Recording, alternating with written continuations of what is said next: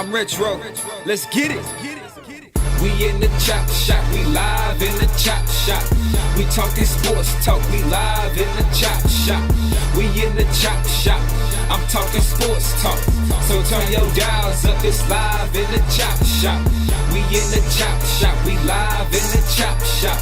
We talking sports talk, we live in the chop shop. We in the chop shop, I'm talking sports talk. So turn your dials up, it's live in the chop shop. Yeah, it's lit in the chop shop. Turn your dials up in the drop top. They ain't based to debate, but they keep it fact straight. Going 30 for 30, let's do a first take. On Facebook Live from 12 to 2. Rob Hatter and Jim Hicks going back and forth like Carter Ray, Skip Bayless and Stephen Smith. From on the court, off the court, straight to the field. Not a man that steals, but I made it steal. To the octagon where I fight to kill. We go face to face, then you write your will. I don't play tennis, but I bring the racket. I'm on the floor, I attack the basket. Put you in the casket when I'm overlapping. Never showing mercy, cause I'm always snapping. Never showing mercy when I'm in the arena. Step into the ring, he hit me as I beat him. Step into the court, I'm never backing down. Killing competition, I'm smacking down. Let me get back to the other stuff at the chop shop, cause they cutting up. It's retro, coming to you live to the chop shop. Now let's turn it up. Yeah, we in the chop shop, man. Shout out to Jim Hicks and Rob Hatter. You can catch the chop shop live from 12 to 2 on Facebook Live. Let's get it. We in the chop shop, we live in the chop shop. We talking sports talk, we live in the chop shop. We in the chop shop, I'm talking sports talk. So turn your dials up, it's live in the chop shop. We in the chop shop, we live in the chop shop. We talking sports talk, we live in the chop shop. We in the chop shop, I'm talking sports talk. So turn your dials up, it's live in the chop shop.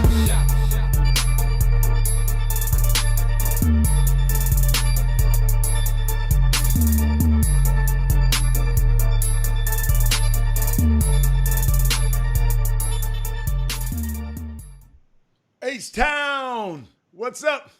You know what time it is. It's time for the best 120 minutes of your day. The Chop Shop, the nation's #1 urban sports talk show, and also your midday sports happy hour. Yours truly, Robert Hatter, alongside Jim Hicks. He's in the dressing room putting his hat on, so he'll be on shortly, coming to you live from Houston, Texas. But we're broadcasting all over the world via Facebook Live and YouTube Live. It's a great Tuesday, just so many things going on in sports. I had a unique situation that happened to me this morning. I want to share it with y'all. Before I came on the show, I get a box. Okay, hold on. I got to pick it up. I get a box. FedEx, I'm usually FedEx coming from Memphis, but this box came from California. Hold up, let me turn it around. Want to share it with y'all because I don't know if you'll see it anywhere else. I don't know if it's limited edition. If you can see it, it's an Intercept. Charles Woodson's Wines. They sent me the gift box today. It's called Intercept. I hope y'all can see it better. That is Charles Woodson Intercept. That's the name of, yes, I sprayed it, Doug. I actually sprayed the box. I always sprayed the box. I actually sprayed the box. Next time I'm going to video me spraying my boxes. Trey Phillips, thank you, Trey Phillips. Trey Phillips is a box that's got, that's how it came to me. And when I tell you it's heavy, I sprayed the hell out of that box, Rick. I didn't know where it came from. Usually, I'm getting boxes that come from Memphis, Tennessee. I'm unfolding it. I wish y'all could see how it is. And it's got 4 bottles in it. It's got this one bottle come here. Then it got another bottle. I guess this some Cabernet Sauvignon. And this is some some Pinot Noir. Hold on a second. I got something else for you. It gave me this is a red blend. Okay, and Charles haven't called me and told me. He just sent it, so I don't know what's going on. And this is a Chardonnay. So I got 4. It's already taken. Let me tell you something. This box is already taken by some people that's very special to me. They already took dibs on it. But I just wanted to share that with y'all. That's what it helps to have friends and that just send you stuff. Oh, Jimmy's back. Helps to have friends that just send you stuff, man. And unique New Year, but I don't know if y'all drink. She said share. Igbo child, I would share, but guess what? I told you somebody has already taken deal. I have to ask them about it first. Somebody said, hey, that's mine. But it ain't but 4 bottles, and it's a lot of y'all. Me personally, what I would do is if I had a function, I'll just come and just pull them 4 bottles out. But I know it's too many of y'all, so I got to figure out a way. Let me tell you something. I'm going to figure out a way where Charles Woodson's Wines can sponsor an event in this city where all of y'all can just come in and drink and sample. I'm just going to have to figure it out. I'm going, hey, I just got a text. The answer is no sharing from the person. It's no sharing. But I promise y'all, I'm going to figure out an event, Chop Shop. We're going to figure out an event where, since I know y'all wine lovers, but do me a favor. Charles developed this wine because this was a wine that can get to the masses. He have a higher end wine called 24 by Charles Woodson. Those are the expensive wines. But these, the Intercepts, are some wines that are affordable. Notice I said more affordable that you can drink daily and daily, no special occasion. But the bottles are beautiful. You know, I tell you what, if you order some and you let me know, I'll make sure he autographed those bottles for you. I'll get that done for you. Because he's going to come down here soon. But Jimmy, I was just sharing while you was off the air, I just got a Federal Express package this morning, and that came in the mail, special box. I mean, I did not know. Let me tell you something, Jimmy. I know how to ship wine now. I'm going to keep this box. The way it came in, the way they ship it, well, you like liquor. So I'm going to show you how to duplicate. I hope we can get these materials somewhere. So if you want to ship some, Hicks waiting on this box. Now, I'll figure that out. Hey, Jimmy, that's right. You do. We drink wine. So I'll make sure Jimmy get a box too. But Rick, we can't give everything away. There y'all go again. It's a black business. Do me a favor. Let's go and order some of the wine. And whoever orders some of the wine, then just, let us know on the Facebook, or let us know in the email, and I'll make sure something special happen for you. All right? So guess what? All right. So now let's get to business here, because it's a whole lot of, and Jimmy, there's a couple of topics. Before we came on the air, Jimmy, I had to talk about this young cat, man. This cat, Patrick Mahomes, won the Super Bowl in 2020, right? He won the Super Bowl. Then he made a Whataburger expand to Kansas City. Whataburger went in Kansas City, Jimmy. He was instrumental in Whataburger expanding to Kansas City. Then he get a 10-year extension, $500 million contract, and now he's the part owner of the Kansas City Royals. Come on, man, 20-something years old.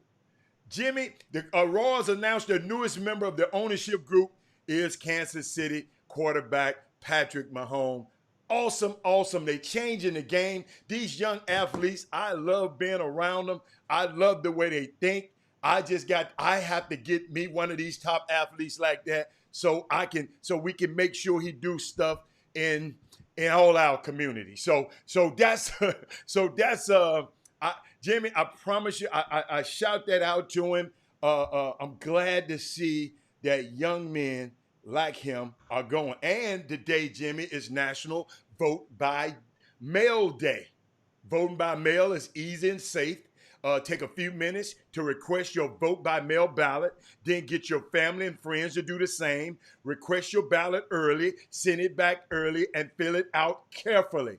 And you can go to votesaveamerica.com and you can get that. Let's go. So you won't have to wait in those long lines in these cities like Philadelphia, Florida, in Atlanta and Georgia. They're gonna do you like that. So It's unique. Let's make sure that happens. Okay. So Jimmy, what else going on out there? Well, Major League Baseball, man, want to go and get this out the way and remind you guys. Well, hey, the Astros won again. They're 3-1 on the season, and after 4 games in, there's no team in Major League Baseball that's undefeated, and there's no team in Major League Baseball that has that is winless. So that's a great sign of compatibility and in regard to Major League Baseball. However, Major League Baseball did not go without a blemish within the past 24 to 48 hours when it is known that the Miami Marlins, which used to be known as the Florida Marlins, they have now, as of right now, 17 members of the organization have tested positive for the COVID-19. 17 members. And as a result, their games, of course, yesterday was canceled, today is canceled, and now Major League Baseball is wrestling with meetings to figure out and determine what they need to do with not only the Miami Marlins, but the Philadelphia Phillies as well. They got tested, Jimmy. It just popped up. They tested. None of those guys tested positive. Those have tested so far. Mm-hmm. And so still a lot of people have concerns because of the ability of symptoms. You know, sometimes, and we saw it. Hell, that was you could test positive, negative today, but it could be tomorrow.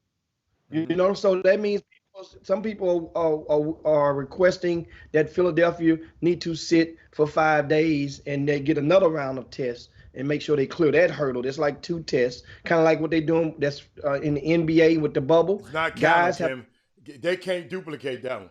Jimmy, do you know those guys? But Jimmy, I'm talking about but those guys will get tested a month before. One guy then got 31 tests already. No. But I'm not talking about that. I'm talking about when you come back, you got to clear 2 tests. When you come back outside, like Lou Will, he got to clear 2 tests. So that I'm saying, so 1 test doesn't get it. That's what I'm saying.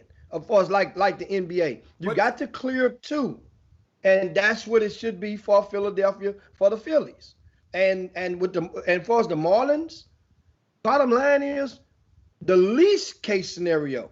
They can just wipe out all the games on their schedule for 2 weeks and go from there. That's the least case scenario for them. Or they have to, because Major League Baseball, what they don't want to do, which in the world of yesteryear, they would just move up some of those AAA guys, or move up some. They have a 60-man roster, man.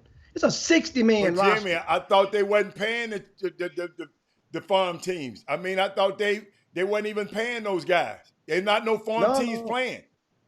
No, yes, they are. They're working out right now. Remember, Astros pitcher last night, the guy who pitched last night and won the game for the Astros. What's in Austin? No, Corpus Christi. Oh, okay. They said Austin. Okay, Corpus Christi. Okay. I think he was down there. Hell, he was down there with his other team, with the AAA or whatever the AAA or the AA team was. That he moved up from. Well, I have researched it, so I don't know. In one day. All I'm saying, I remember David Price was donating his money to the lower league guys because they wasn't going to get paid. Well, I'm saying they might now. There are some of the minor leaguers that they are not even. They're wiped out. Actually, they've wiped out one of the layers of minor league baseball. And of course, I'm trying to look and see in today's spread what's the young guy named Bielak, Bielak, and he was in Corpus Christi. Yeah, I wanted to make sure. Yeah, and so this young man, remember, he was down there with his team. Got called up yesterday morning and actually pitched. They told him though. So why they do stuff like that? So you don't mess up the rotation? So why wouldn't you just move the next guy up? Well, the next guy in the rotation up. Dusty Baker coming into this season now. Dusty Baker already had uncertainty about this rotation, about who's gonna be the 3rd or the 4th guy. Well, Verlander is gone, is down on the shelf. So while Verlander being on the shelf, they brought up 2 pitchers because it's gonna take 2 to even make up. That way now you can expand that rotation and that on short because Verlander, he wants short days notice, like 5 days, 4 or 5 days rest or whatever, and he come back up. So that means if you're playing a 60-game a 60-game season, Verlander was probably expected to pitch about what? 10 to 12 times. So that's 10 to 12 games that might be L's that for the Astros. Now, luckily, they're taking 16 teams into the playoffs this year. So that's good. That means all we got to do is, like I said, each series, just don't lose the series. Break even or not lose the series. And the Astros will make the playoffs. That's right now, it's just about making the playoffs. And guess what? Other people going to worry about it. Because one thing the Astros do have, I ain't lying, Adam. That lineup on offense is still arguably the toughest lineups on offense in baseball. That lineup is solid. Jimmy, they still inside. They done figured out a new way to steal signs. That's all. They done figured out a new way. What's their new way? I don't know. You ain't gonna tell me. Hey man, what you seeing right now? As quiet as it is, think about it. You gotta do some hell of a sign language to get this. Ain't no trash can be beaten on. They good, man. They good. They're good. Astros, they're awfully good at cheating. Awfully. But so what about the Yankees? Huh? What about the Yankees then? All of them cheat. They said it. All of us cheat. Did you realize what recently happened last month with the Yankees? An emergency injunction was filed by the New York Yankees because they were about to release the details of their cheating. You see that dude sitting with the camera in his lap in center field? You seen that video? Then they cut it out. You ain't seen it yet. That's just one. That's just one. The Yankees filed the emergency injunction to get that stuff not open. They wanted to keep it for the integrity of the game. But now it's okay for you to bash the Astros and go ahead on. Guess what? Get your licks in. Get your licks in with these Stros. Because if they steal, all we need to do as Astros, get to the playoffs and just beat the Yankees or get further than the Yankees get. And maybe Boston too. But Boston ain't talking as much smack as the Yankees are. And if we can just get the Dodgers, ironically, guess who the Astros play tonight? The Dodgers. The Dodgers are in town for a series. The Dodgers 8 in o'clock town tonight. And guess what? We can't even go. We can't go see Mookie's in the building tonight. And Mookie Betts is in the building. I wonder, can you sneak in? Can you sneak in, Jimmy? Can you get you some popcorn? I mean, some peanuts? No. Man, that man had the same bag of peanuts, man, for about 12 months, man. You still got some of them peanuts? No, I knocked them peanuts out. But guess what, Jimmy? Before I go any further, our starting 5 today, the first 5 people to sign in was Rod Wells, Anissa Ville, Rick Wilmore, Martin Vaughn, and Mindy Collins. Those were the top dogs today. You feel me? So we got Doug Jones. Doug Jones, you must gonna be talking about high school basketball again. When Doug Jones come on this early, you must got some high school basketball. You know what? That was an interesting. And Jimmy, don't ever keep me that long after the 3 o'clock. We can't. That was a record yesterday, y'all. We stopped at 3 o'clock. That shouldn't happen. Y'all. We should be able to get out of here in a couple hours. So don't do us like that no more. Please don't. So hey, you know what? Huh? You remind me. What you had? Cause I got some stuff. Okay, hold on. Let's go to NBA. Let's get NBA out the way. You want to go NBA? Let's NBA. Hold up, y'all. Y'all know me, right? Mr. The guy who owned the Magic. His real name's something else, but they call him Magic, right? So I talked to him yesterday, and he said, and y'all can say what you want. He actually said, Hatter, he was wrong, young guy. He said, I didn't know it was going to cause us. He said, but man, Lou Will didn't stay here over 30 minutes. He ordered them wings, got him, and left. He said, and that's gonna cost him 150,000. He said, I wish I had some better story to tell you. He said that, what's up, Matt? He said, and Matt, make sure you go down there. I know Matt should know. He said that guy actually didn't stay in there that long. I said, wow.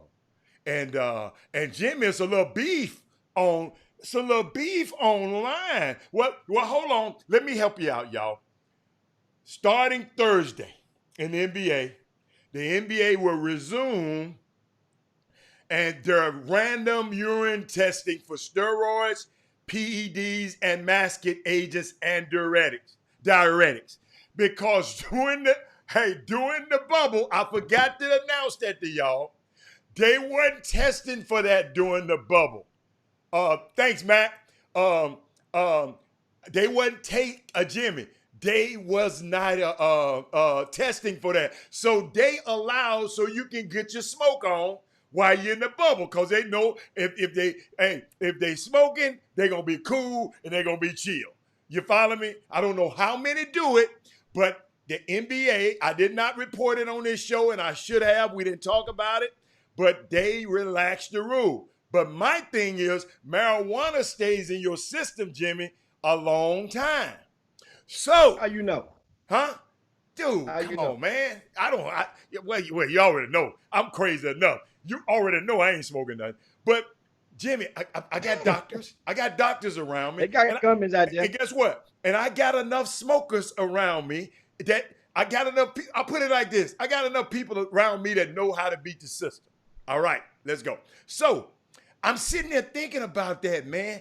It's gonna be a little different. And then I got a couple more things.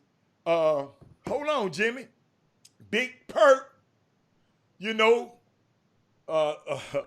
Kendrick Perkins had said that a young player like Zion Williamson can go home and come back without a problem. Lou Williams, you could have too, right? Lou Williams, you know, I hope y'all have seen the tweets. I'm trying to find them. Lou Williams came back at him and said, look here, man, I've been here 15 years, man, and that's all y'all got on me. That's all. He said, Perk, now I don't want to see you. When I see you, I don't want to hear all of that. Man, I was just doing for the show stuff. In other words, come up in the screen a little bit, Jim. Just come up to the top a little bit. He said, I don't want to hear all that. But what I like is, Jimmy, this is what I like. All of the young fella, all of Lou Williams' teammates came to his defense. Patrick Beverly told, man, get up on Perk. And Montrezl Harrell said something. So, I mean, it was weird. Pat Beverly, Montrezl Harrell, Marcus Morris, Jerome Robinson, Sindarius Thornwell, all defended Williams by criticizing Perks for not fully taking into account why Williams stopped at Magic City. And me personally, you can't, if I was in there trying to win a championship and Jimmy or one of y'all went and did that, I'd have a problem with y'all. I ain't gonna tell y'all. Okay, thank you for the weed. Jimmy, I shouldn't, why you say that, Jimmy? Why you come talk about the weed? Now they trying to give us weed analogy. I don't want to know about the weed. I ain't got to use it. But go to their tweets, y'all. Y'all got to do a little work. I want y'all to go to them tweets. Those guys, and we got to go to break too, Jimmy. Then you can come back with what you are. But let me tell you something. Those guys came to that man's defense, man. They said his teammates, and I kind of like that a little bit. Well, Jimmy, you can take us to a break right quick. You see, you're looking at me crazy right quick. that look, huh? The Clippers. You think they mad right now? They will be fuming. They must win it all right now because it's hard when you're going against, once again, people that buy ink by the gallon. Perk is on a platform, and this morning, Magic Johnson came and endorsed Kendrick Perkins. That's in Lakers versus Clippers. It's basically said Olin basically great job at what you're doing. Just keep pushing on through. You're doing good. Don't ignore some of the chatter. That was Magic's way of just throwing some bucket of water on what's going on out there, because now some stuff can flame on into something else. Lou Will is from Atlanta, Georgia. Yeah, that's where he's from. And Jimmy, it's a way of life. And I hate to say this, it's a way of life. I'm sorry. Go. Yeah, but I understand. And in that city, a lot of people don't know. That's why I talk about like the culture. Different cities have different cultures. In Atlanta, the culture is people go to Magic City to get first. A lot of people do. For those who never been there, that place is basically a block, one block from the police station. Yes. So in one side of the police station, no matter to get out, they can look out the windows and look down at Magic City. So it is safe for that respect of where you are in your location. It's down. And now also, we have people that's on the timeline right now that I know were there when Lou Will was there the other day. I know was there when Lou Will was there the other day. That's somebody that's on the timeline right now on one of these platforms. Yeah. Without saying his name. So I know that he was there. And I know how it went down, but at the same time, that does not, it's just one of those things where it's the narrative. Bottom line is Lou Will, you messed up. Yeah, you messed up. And so it turns into something else. And after something else, we forget that you messed up, man. Yeah. You messed up. You messed up. So bottom line is just own that. But Jimmy. Say my bad, y'all. So Jimmy. And keep on pushing. I can be good for 15 years and I make one mistake and y'all gonna tear my head off for it? But then that's what analysts do, though. That's what you do. Understand? On the media side. Can he side, come back at the analyst, though? Yeah, but he's supposed to just shut up? Understand something. First of all, Lou Will made, in the aftermath of it, if you look at his timeline, he was basically like joking about it. Like, that's my favorite restaurant. That's my favorite place. In other words, like, it's no big deal. But it was a big deal. It was a big deal. To some. Yeah. Because of the fact that they have stuff in place, protocol in place, and then other guys now, what you could do is you put the NBA in a situation, whereas if they don't, which they gave you 10 days. They didn't give him 10 days, Jimmy. So it's not a 10-day punishment. That's just the protocol. It's not they gave him 10 days. But words are important. Words are very important. Understand something. They had the option to give him the same amount of days that Zion Williams is getting.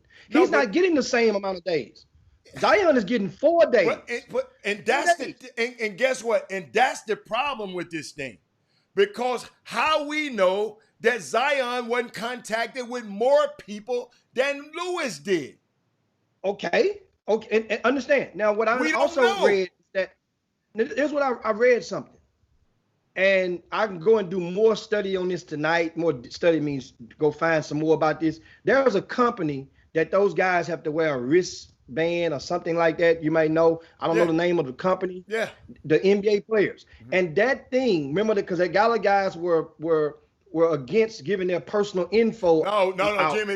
It's a ring. It's a ring they didn't want to wear. The wristband they wear. Whatever they're wearing, whatever they're wearing right now, that company, it has the capability to let the company know every person who came within 6 feet of you, they can know by that band. How? I don't know. I'm not a technologist or nothing like that, but I got to go. That's why I said I'm doing some more homework. But Jimmy, you got to be there. They got to be there. Because I told you, if somebody is 6 feet of you, the thing will go off, and you got to move away from them. He got to be within the bubble for that to happen, not outside the bubble. Go do your research a little bit more. Go do your research. Oh no, that can very well be true. I'm not saying it ain't true. Yeah. I'm just letting you know that in regards to if it is or ain't true, I was giving an FYI about what these guys are having to endure. This the first. Hey, Ronnie Fleming, I know that's what you're saying, but you got to give us 3.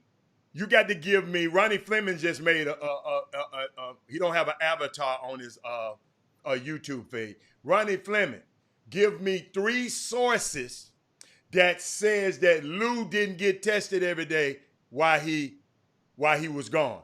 If you didn't get tested, because that makes sense. If you get tested every day while you're gone, you don't take but 4 days to get back in the bubble. If you're not tested every day when you're gone, you got to stay in the bubble, at quarantine for 10 days.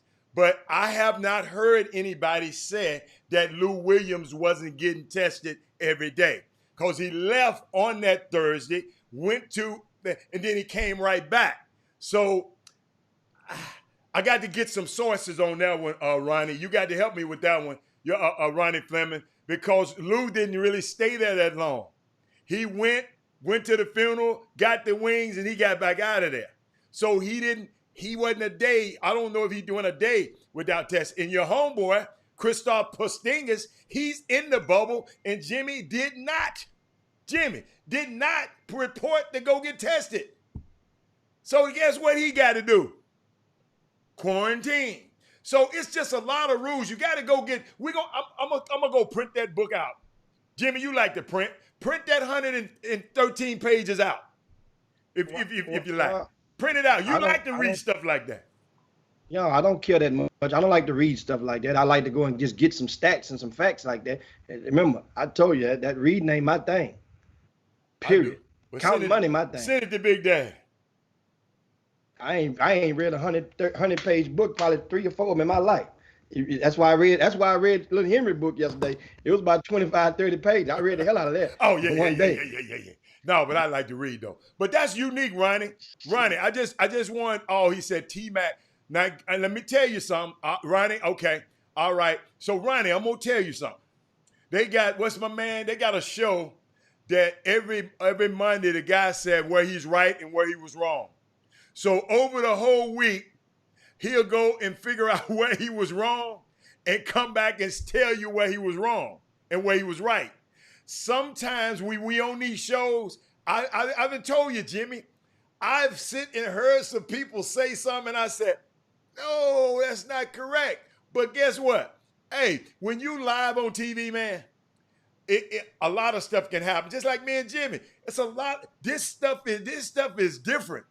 When you under the gun, wait a minute, Jimmy, and under these hot lights and bright lights, something happens, come out your mouth that's sometimes not true. So, but thanks. Matt said something. He said Jimmy. He laughing at me because I said Jimmy like to print. Oh, Jimmy gonna print.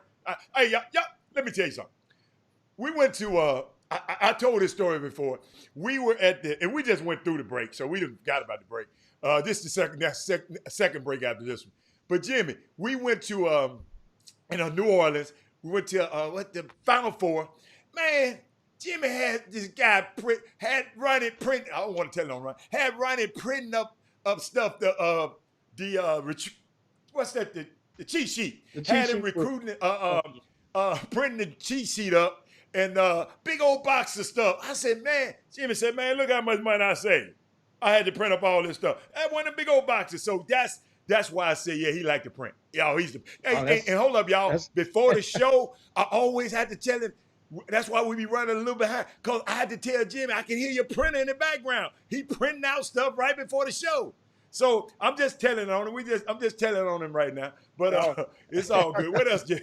What else? How about I'm gonna print? I'm gonna print, scan, and highlight. I ain't gonna read the whole print, thing. Boss. I'm gonna find what I want. It just because you got an article don't mean you got to print the whole article. I'll scan it and print page 2, page 1, page 3. And I'm just the opposite. What I do, I like to go and get what I like and copy and paste it and put it in my notes in my phone. I like it better. Like I'm more comfortable. I don't like sitting up here saying, you better that you love to highlight. So that's good. That's all right.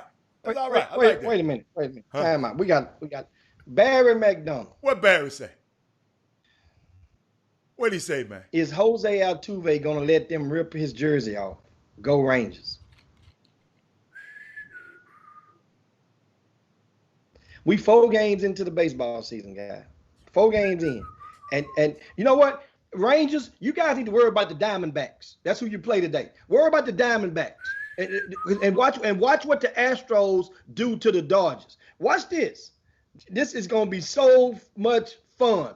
Watch what the Astros do to the Dodgers in this series. It starts tonight. You know we limping. Our pitching, yes, you guys don't have Kershaw. We don't have Verlander. We understand that, right? Both of them out the way. But at the same time, our pitching staff is right now, you can't name a person past Greinke.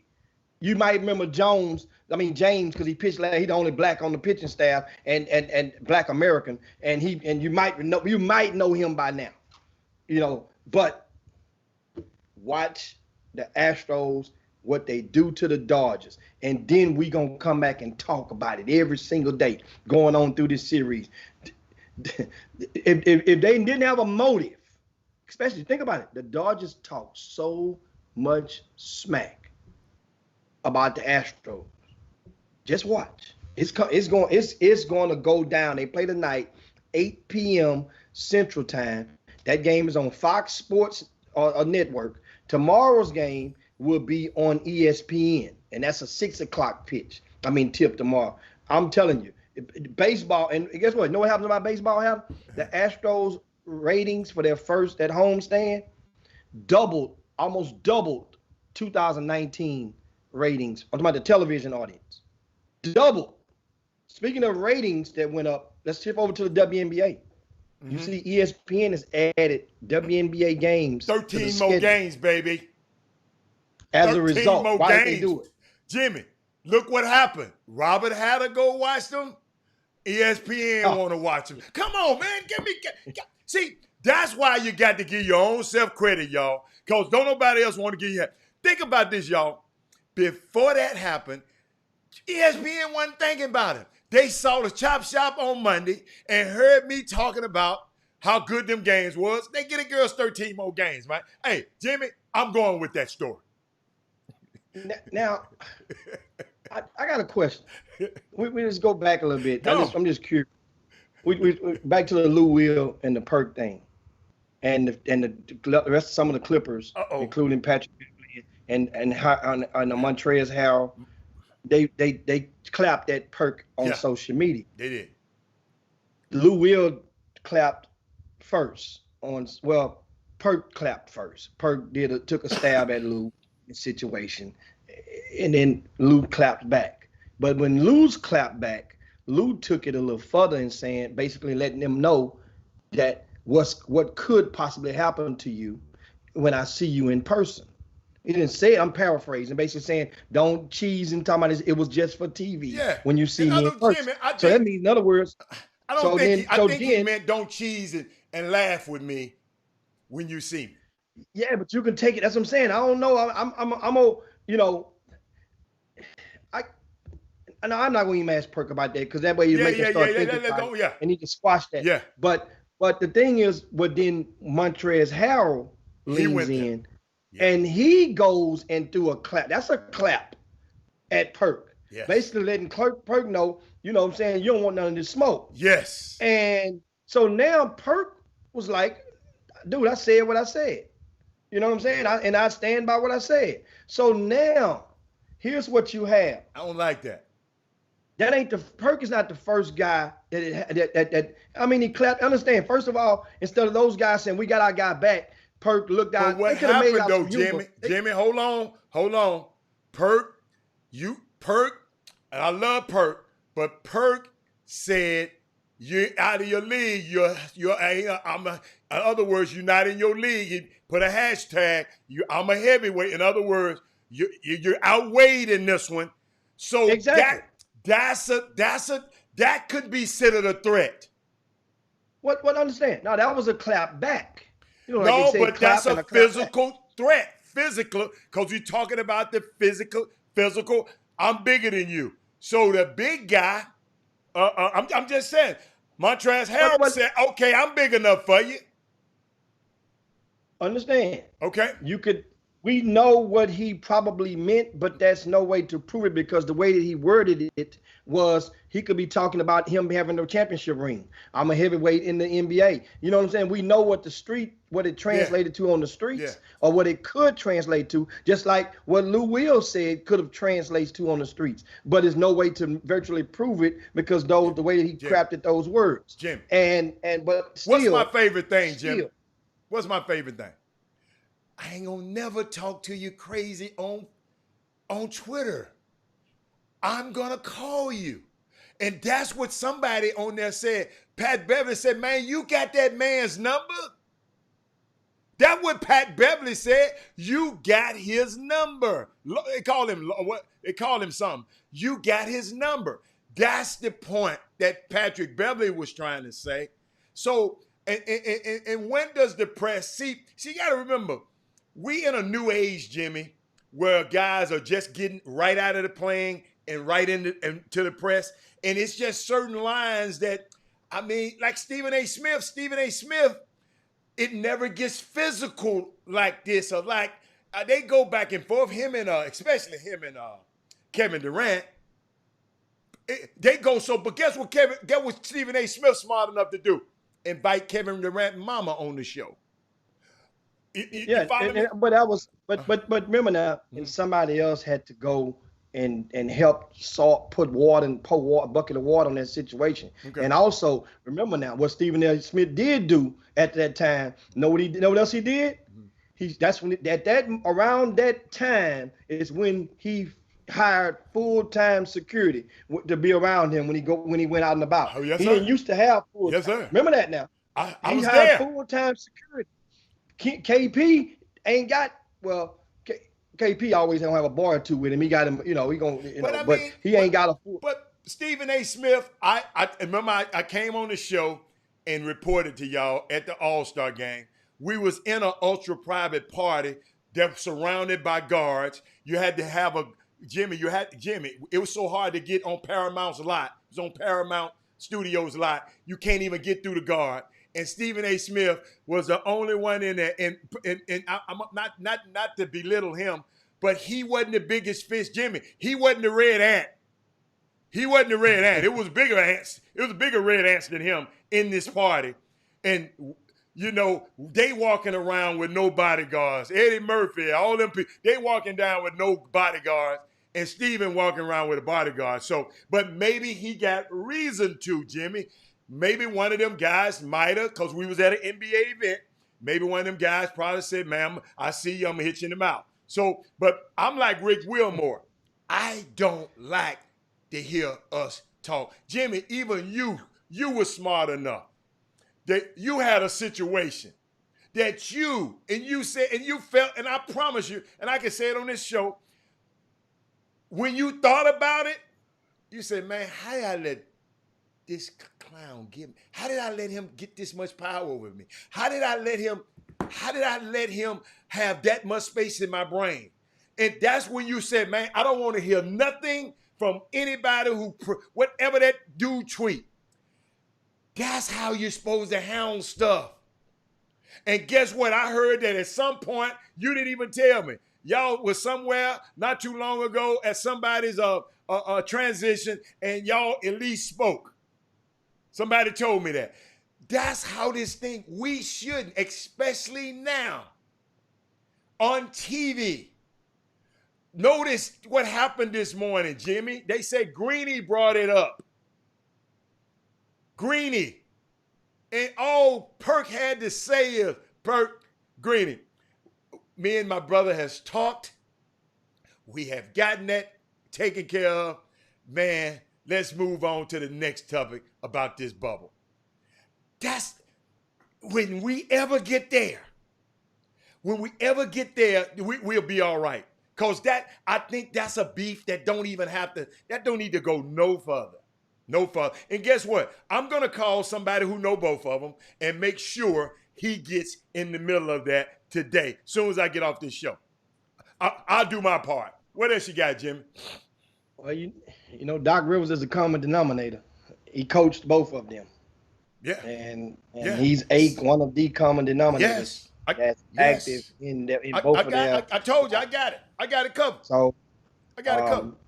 but once again, you have to realize, I mean, it's going to shine over, but Yeah. they should expect to get favorable ink or verbiage from Perk in the near future. You can think about it. I don't like it. And then you understand, in the past few weeks, let's not be gullible or naive.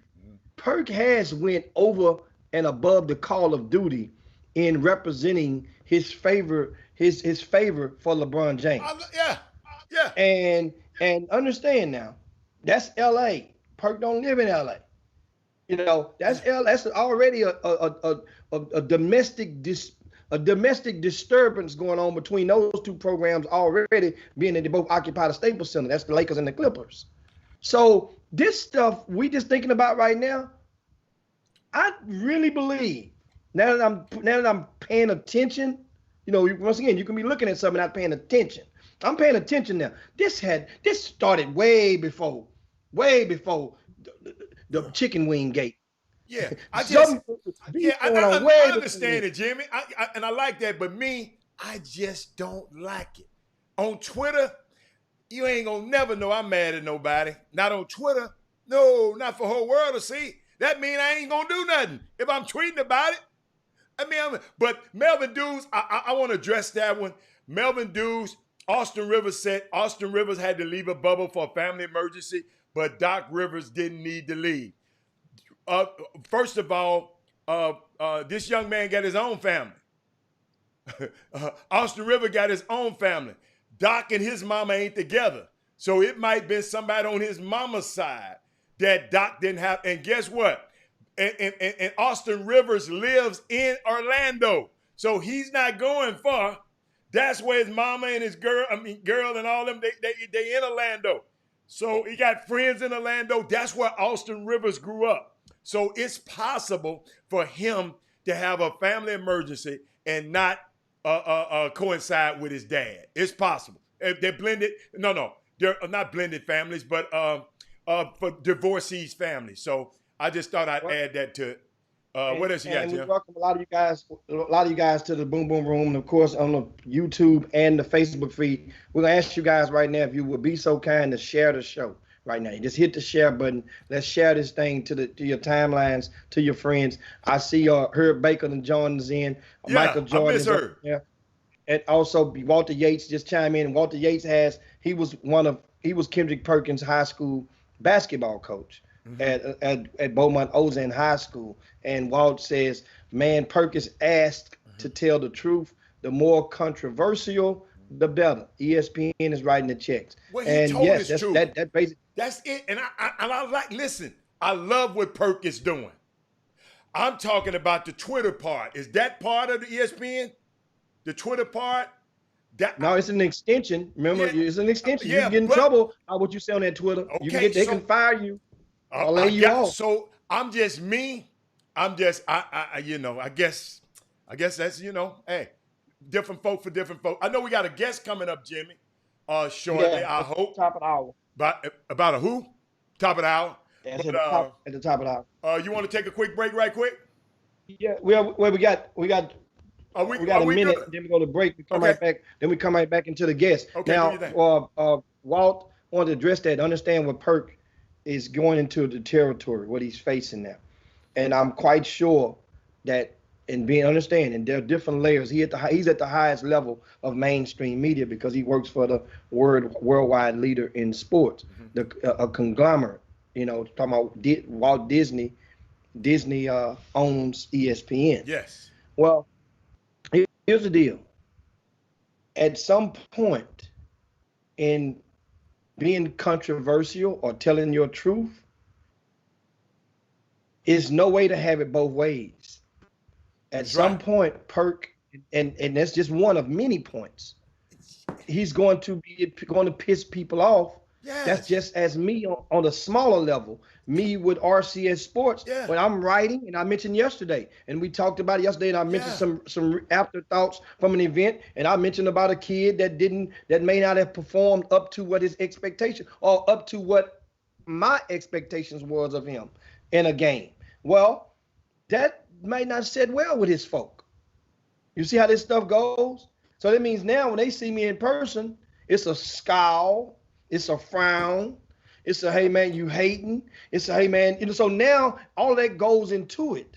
When at the time, people, the most of the audience is, if you're reporting and you're consistent, that was the word that I used yesterday. If you're consistent, meaning that now, if one of them Laker boys did something, you got to report on that Laker boys, just like you, or make a statement on them, or tweet about them Lakers like you did the Clippers. People paying attention and people always keeping score.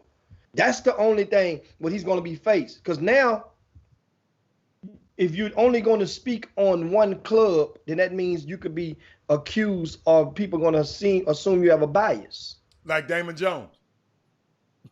And you notice how Damon Jones have been, I thought he was next in line. Me too. But Perk has replaced what they were grooming Damon Jones for about 3 or 4 years to become. I really thought that Damon Jones, that D Jones had a chance to make it. And he's but then, very charismatic. D Jones did not want to go there as deep. Now, because him and LeBron, now Perk and LeBron, cool, but him and LeBron, Damon Jones, real cool. Yes, and he couldn't go there. They want him to give them nuggets. They want him to go and give us some good dirt. Man, and D Jones like, man, I ain't rocking like that. I don't, don't get it twisted. He ain't just say it like that, but his actions did, because if you don't produce the good dirt, then you're expendable. You got to go and get some nuggets. You got to get something to talk about. You got to be willing to chastise a guy that you might have just played cards with Boo-Ray with just a week ago. And that's, and that's really, Perkins in a really different type of situation. Being in Houston is a hub, because a lot of guys live in Houston during the off season. It's hard to, it ain't like you just, you ain't staying in Beaumont. You living in H-Town now. And you can roll up to a restaurant, and roll up to anybody. Anybody can see you. Not to saying they're trying to see you and do nothing to you, but I'm talking about as far as just, for the good and for bad. But I hope that, like I said, I hope that Jamie, I promise you, they probably already doing it, but I'm gonna make the phone call right after the show and make sure it's done. I mean, we got influence over there. Jimmy, even on this show, you just talk about RCS Sports. You and I, we have opinions on this show that might not, but I try to be consistent. Yeah. I ain't no might to it. You say might. I know, and I know some people don't like. Let me tell you something. Guess what, y'all? It's easier being out there. It's easy being out there. I can just comment on what Jimmy Roberts saying. But sometimes we got, like somebody wanted me to bash John Urine. Tell me I'm trying to be diplomatic about. I'm not in the position that y'all are in. I'm in a different position. You can talk about him all you want to on your thing, but I'm not gonna sit up here and bash this guy. Y'all bashing. I'm not gonna do it. So it's a unique, man. Let me tell you something. A unique situation that at Perkins, let me tell you something. Perkins is doing great. What I love about him, I look at the comments and hear the haters and hear the critics and hear what they saying about it. But let me tell you something. This man was on 3 shows one day. That man was on 4. He was on early. What's that? Golic and Ringo. He hit Get Up. He hit Stephen A. Smith. Then he hit another show. And I said, wow, the man, they're grooming Perk. And Perk just got to watch it a little bit. That's all. It's good. We'll be all right. So speaking of being all right, we go to a quick break and come right back on the Chop Shop with our special guest. We're going to talk some collegiate recruiting, and also we got one of the coaches that's doing some other things about social justice reform. Who? Social justice roundtable. Okay. And it's called "It's Time for Change." I saw it. And this young man, he's very popular, especially around the confines of the colleges in and around Texas. We're going to come right back and be joined by Brian Burton, guys, and we're going to crank that conversation. And meanwhile, you guys crank that share button up and share the show. Be right back on the Chop Shop. Okay. Crank that share button up.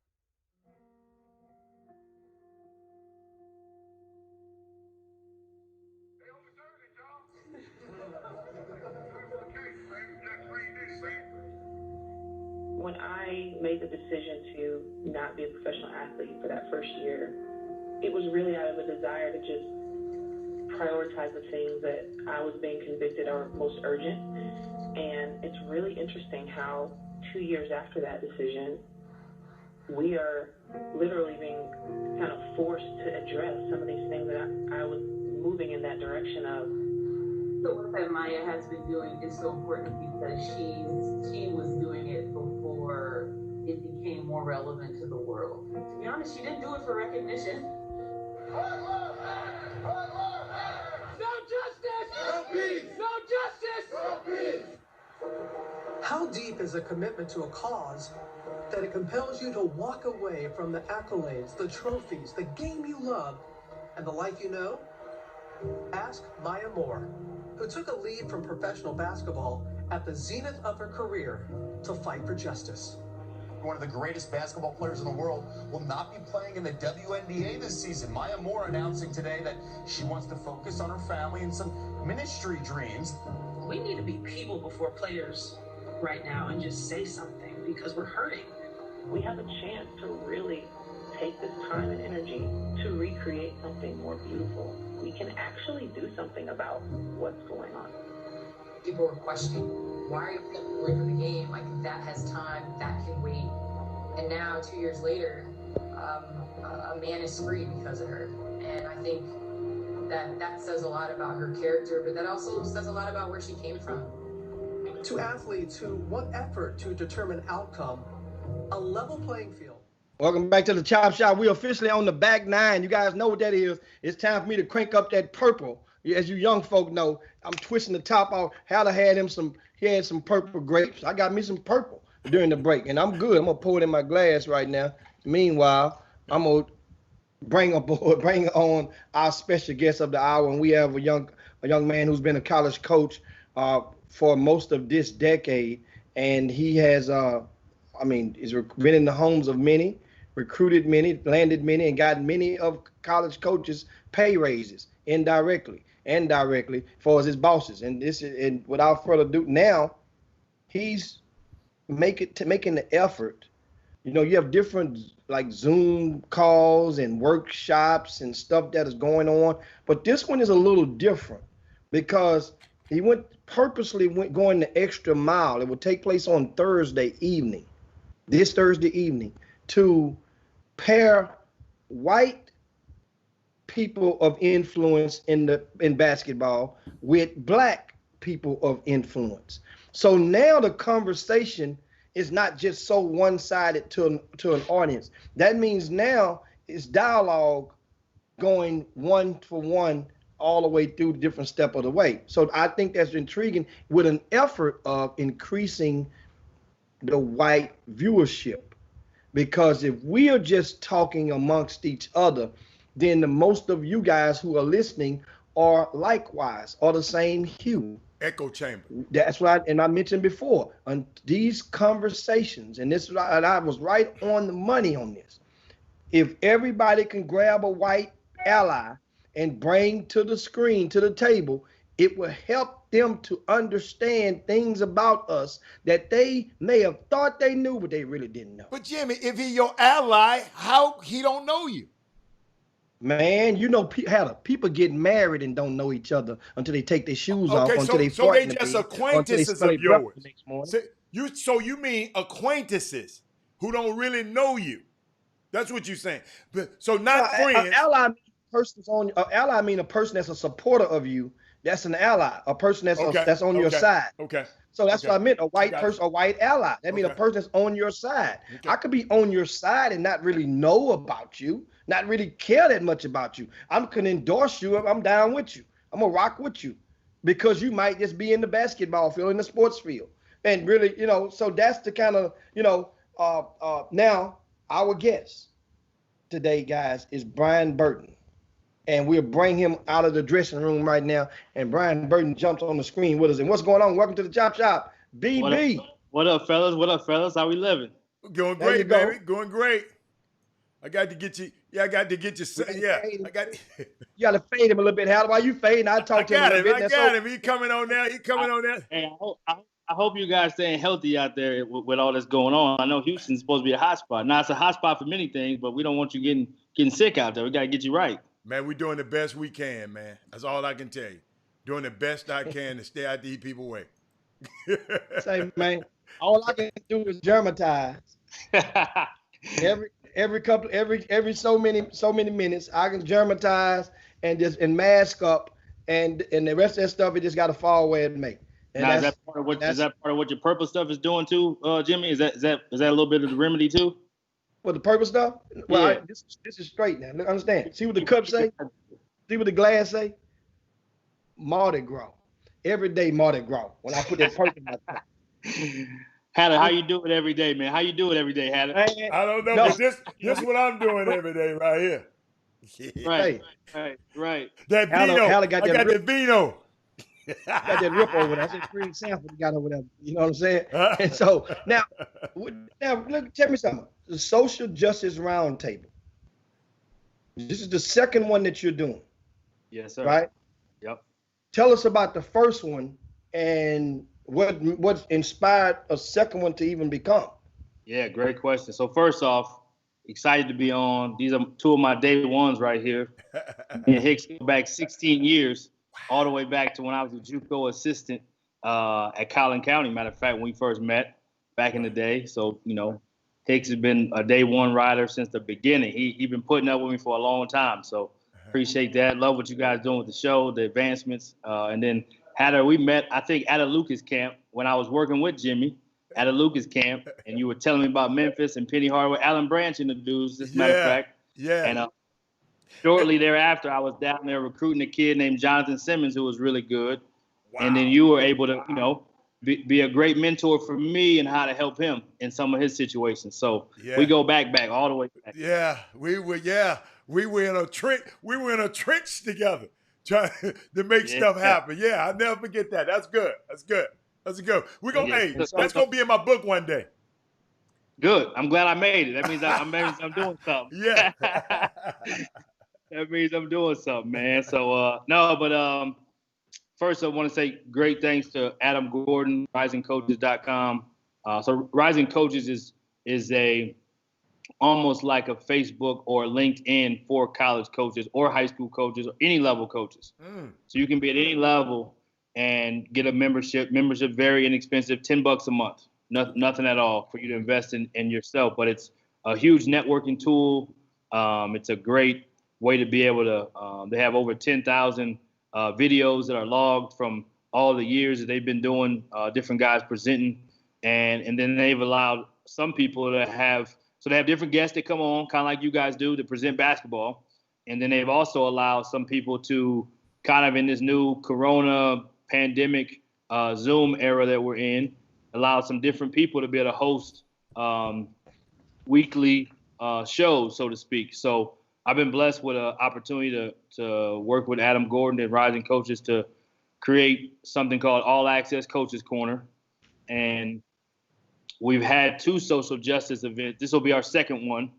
But we started with just having regular people come on. Matter of fact, Dwayne Broussard was our first guest from TCU.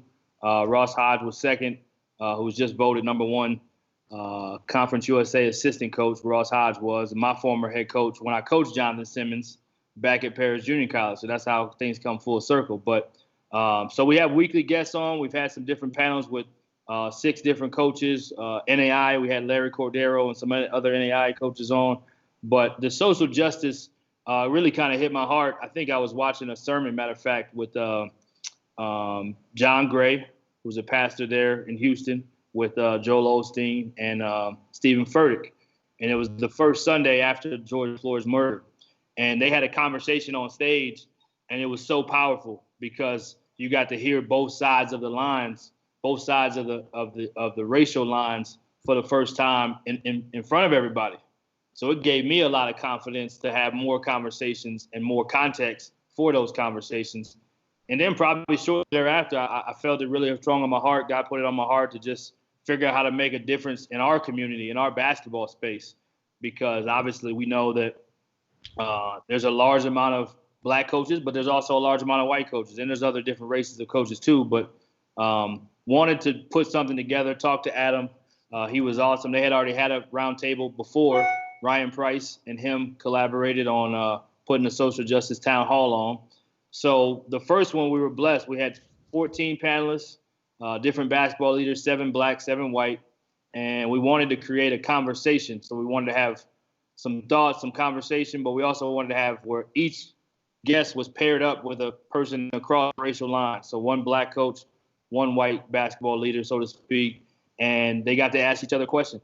And it was really powerful. It ended up being 4 hours. We expected to be much less, but we had 200 people on the call to start.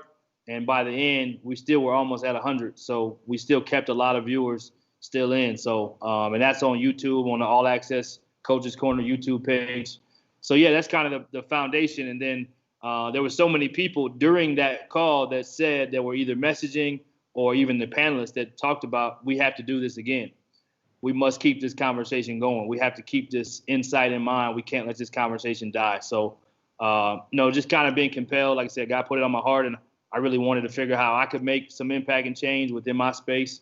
And just kind of took legs and ran from there. So then I was talking to a good friend of mine, Patrice Days, who I used to work with at Abilene Christian, kind of going back through my circle.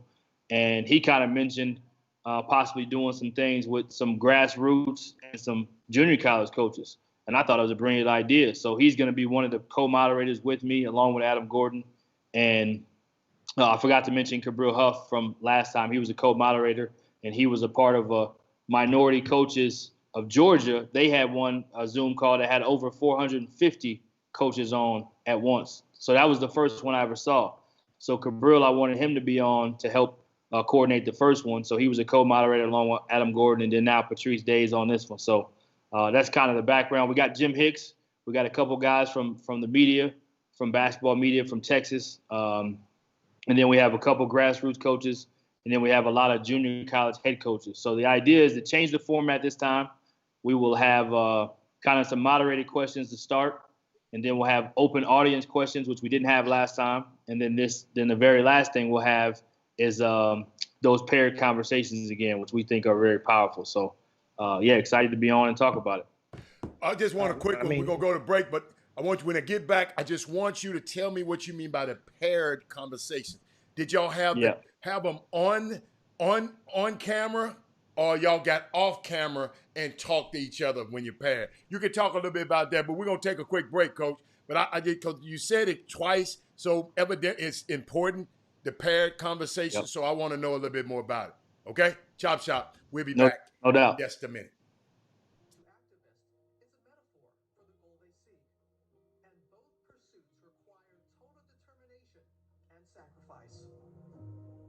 As athletes, we want things to be fair. People don't want to watch a fixed game. They want to watch a fair game. And so that's all we're asking for is, in our justice system, let's be fair. Let's make it equal for every person to have the truth be shown and treated with respect and dignity.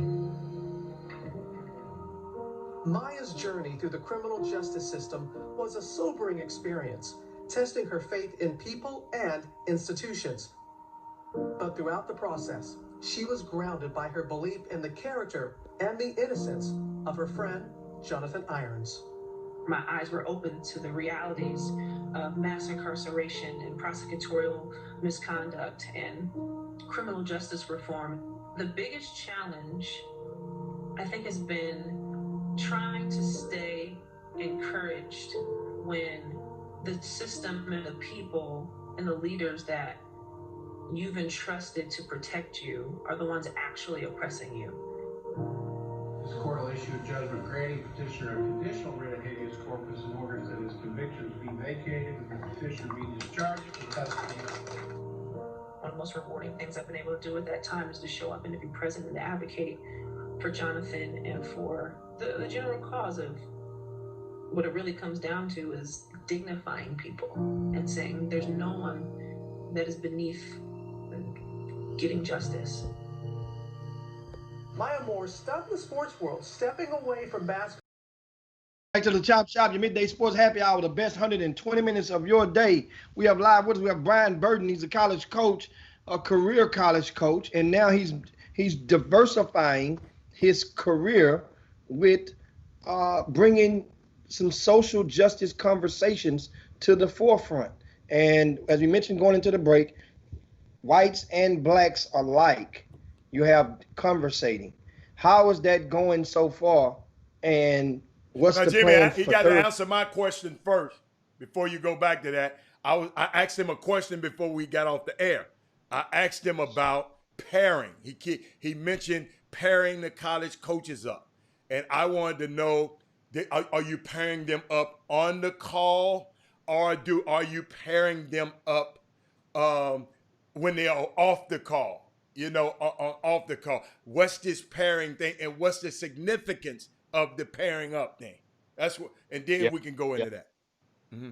Yeah, great. So, the first social justice roundtable we had, we introed it with about a 9-minute video from Emmanuel Aiko, who is an anchor for now Fox Sports, who has started a YouTube series called Uncomfortable Conversations with a Black Man, right? So he started this series. So we started the night with that video where he kind of goes through some different questions and things that he's heard, and he wanted to kind of, again, have the uncomfortable conversation.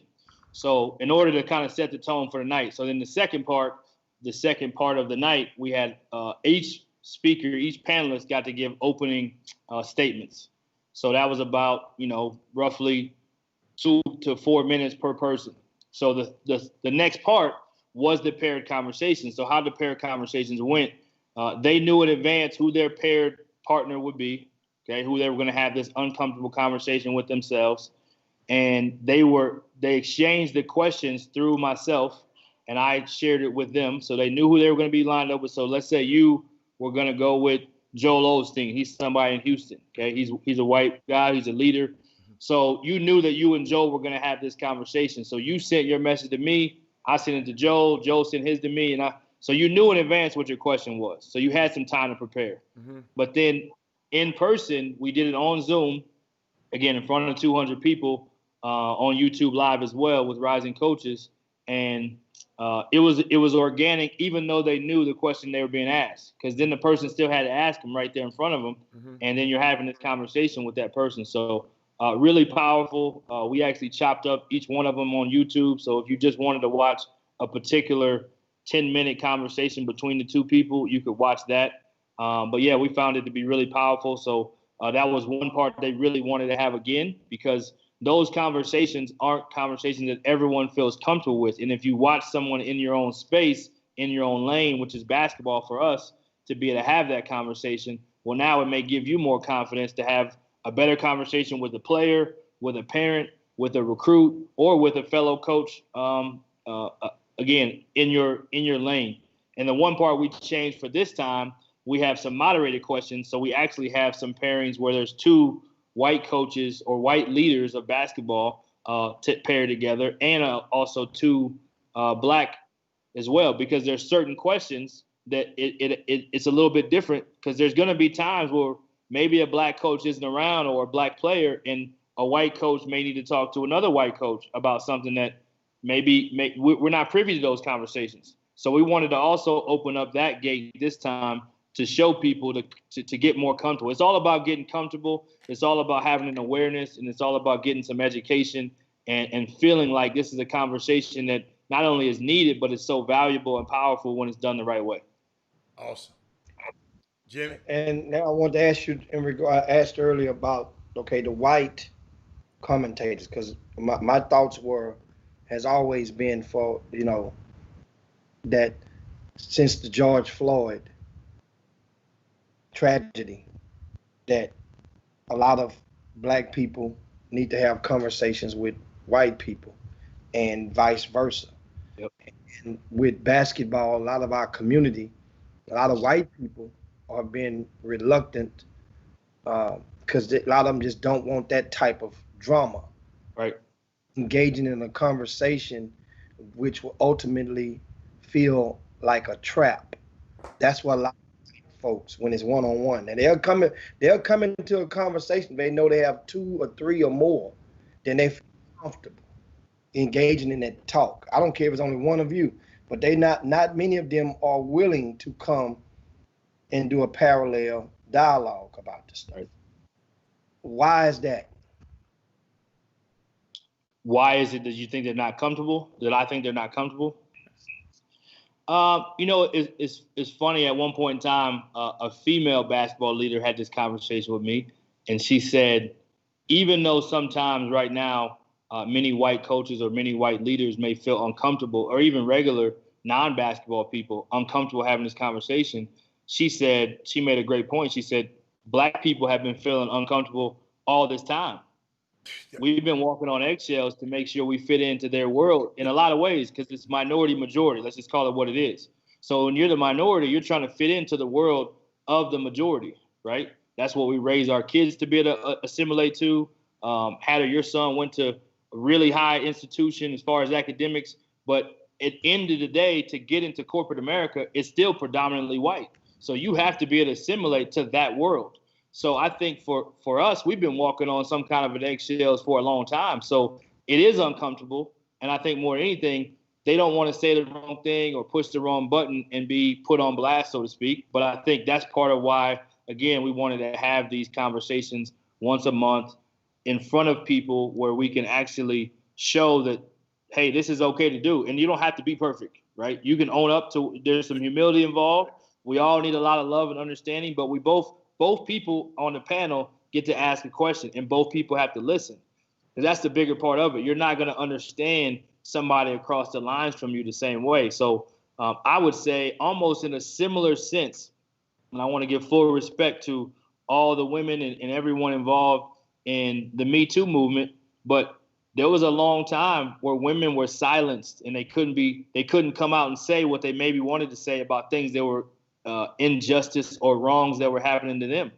And then you see what happened, unfortunately, with Baylor football, and then kind of trickle effects where now all of a sudden it became a major thing in college sports. Mm-hmm. Title IX became a major thing where it's up front, you're getting trained on it, you're getting education on it all the time, and it's something that's a relevant part of the conversation. Kara Lawson just got a job at Duke as the head coach, where she was an assistant with the Celtics. She may not have been an assistant with the Celtics had that Me Too movement not made people more aware that we have to be better with how we treat women, not only in general, but as far as even opportunities. So I think that a lot of it is just new. So when it's new, it's uncomfortable. That was uncomfortable for a while to talk about women being sexually mistreated or sexual misconduct towards women. So I think the same thing when it comes to Black Lives Matter, when it comes to social justice. It's just a new topic, so it takes time for people to be able to get comfortable. And that's why we want to continue to have these conversations once a month to bring attention, bring awareness, and have more people having the conversation so that there can be more comfort. And so these type of roundtables will take place once a month. That's what you're saying? Yeah. So All Access Coaches Corner, which is a branch of Rising Coaches, again, that I've been blessed to kind of be a part of leading with Adam Gordon. And the goal is again, shout out to Ryan Price, Cabril Huff for combining with Adam Gordon for the first town hall social justice. I think they had over 150 people the first time. And I was actually inspired by that. And so then for me, I just thought about, okay, well, how can we keep this conversation going? Because the very first conversation, Adam said this last time too. So Adam is a white male who used to be a college coach, who now owns and is the CEO of Rising Coaches.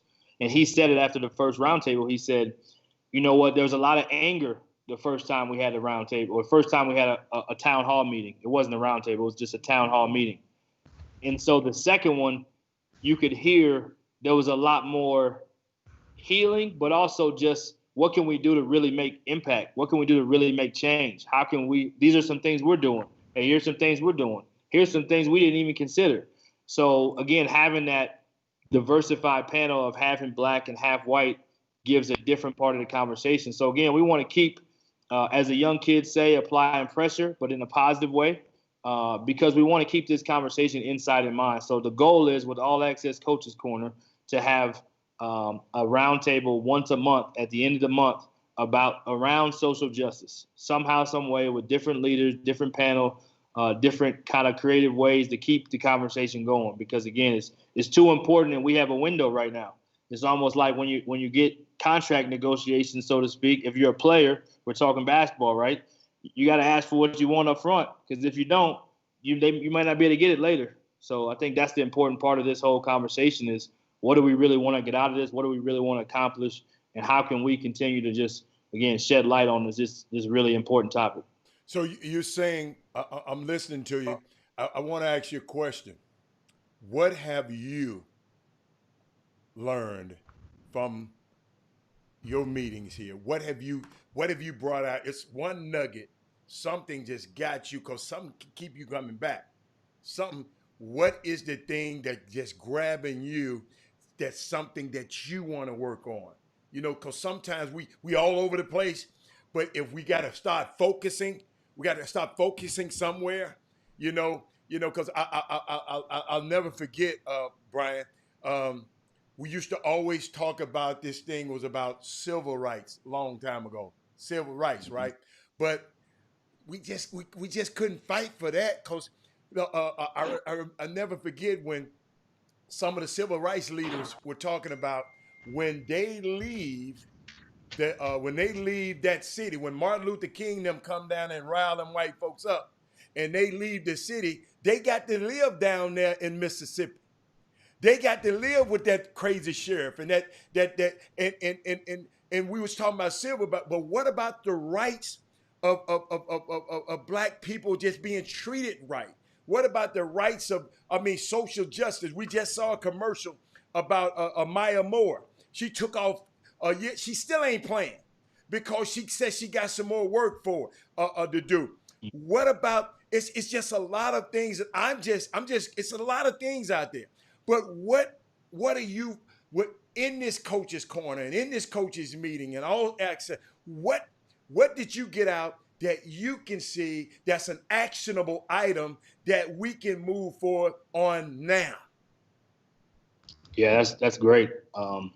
So I think the biggest thing is getting more people to start being comfortable being uncomfortable.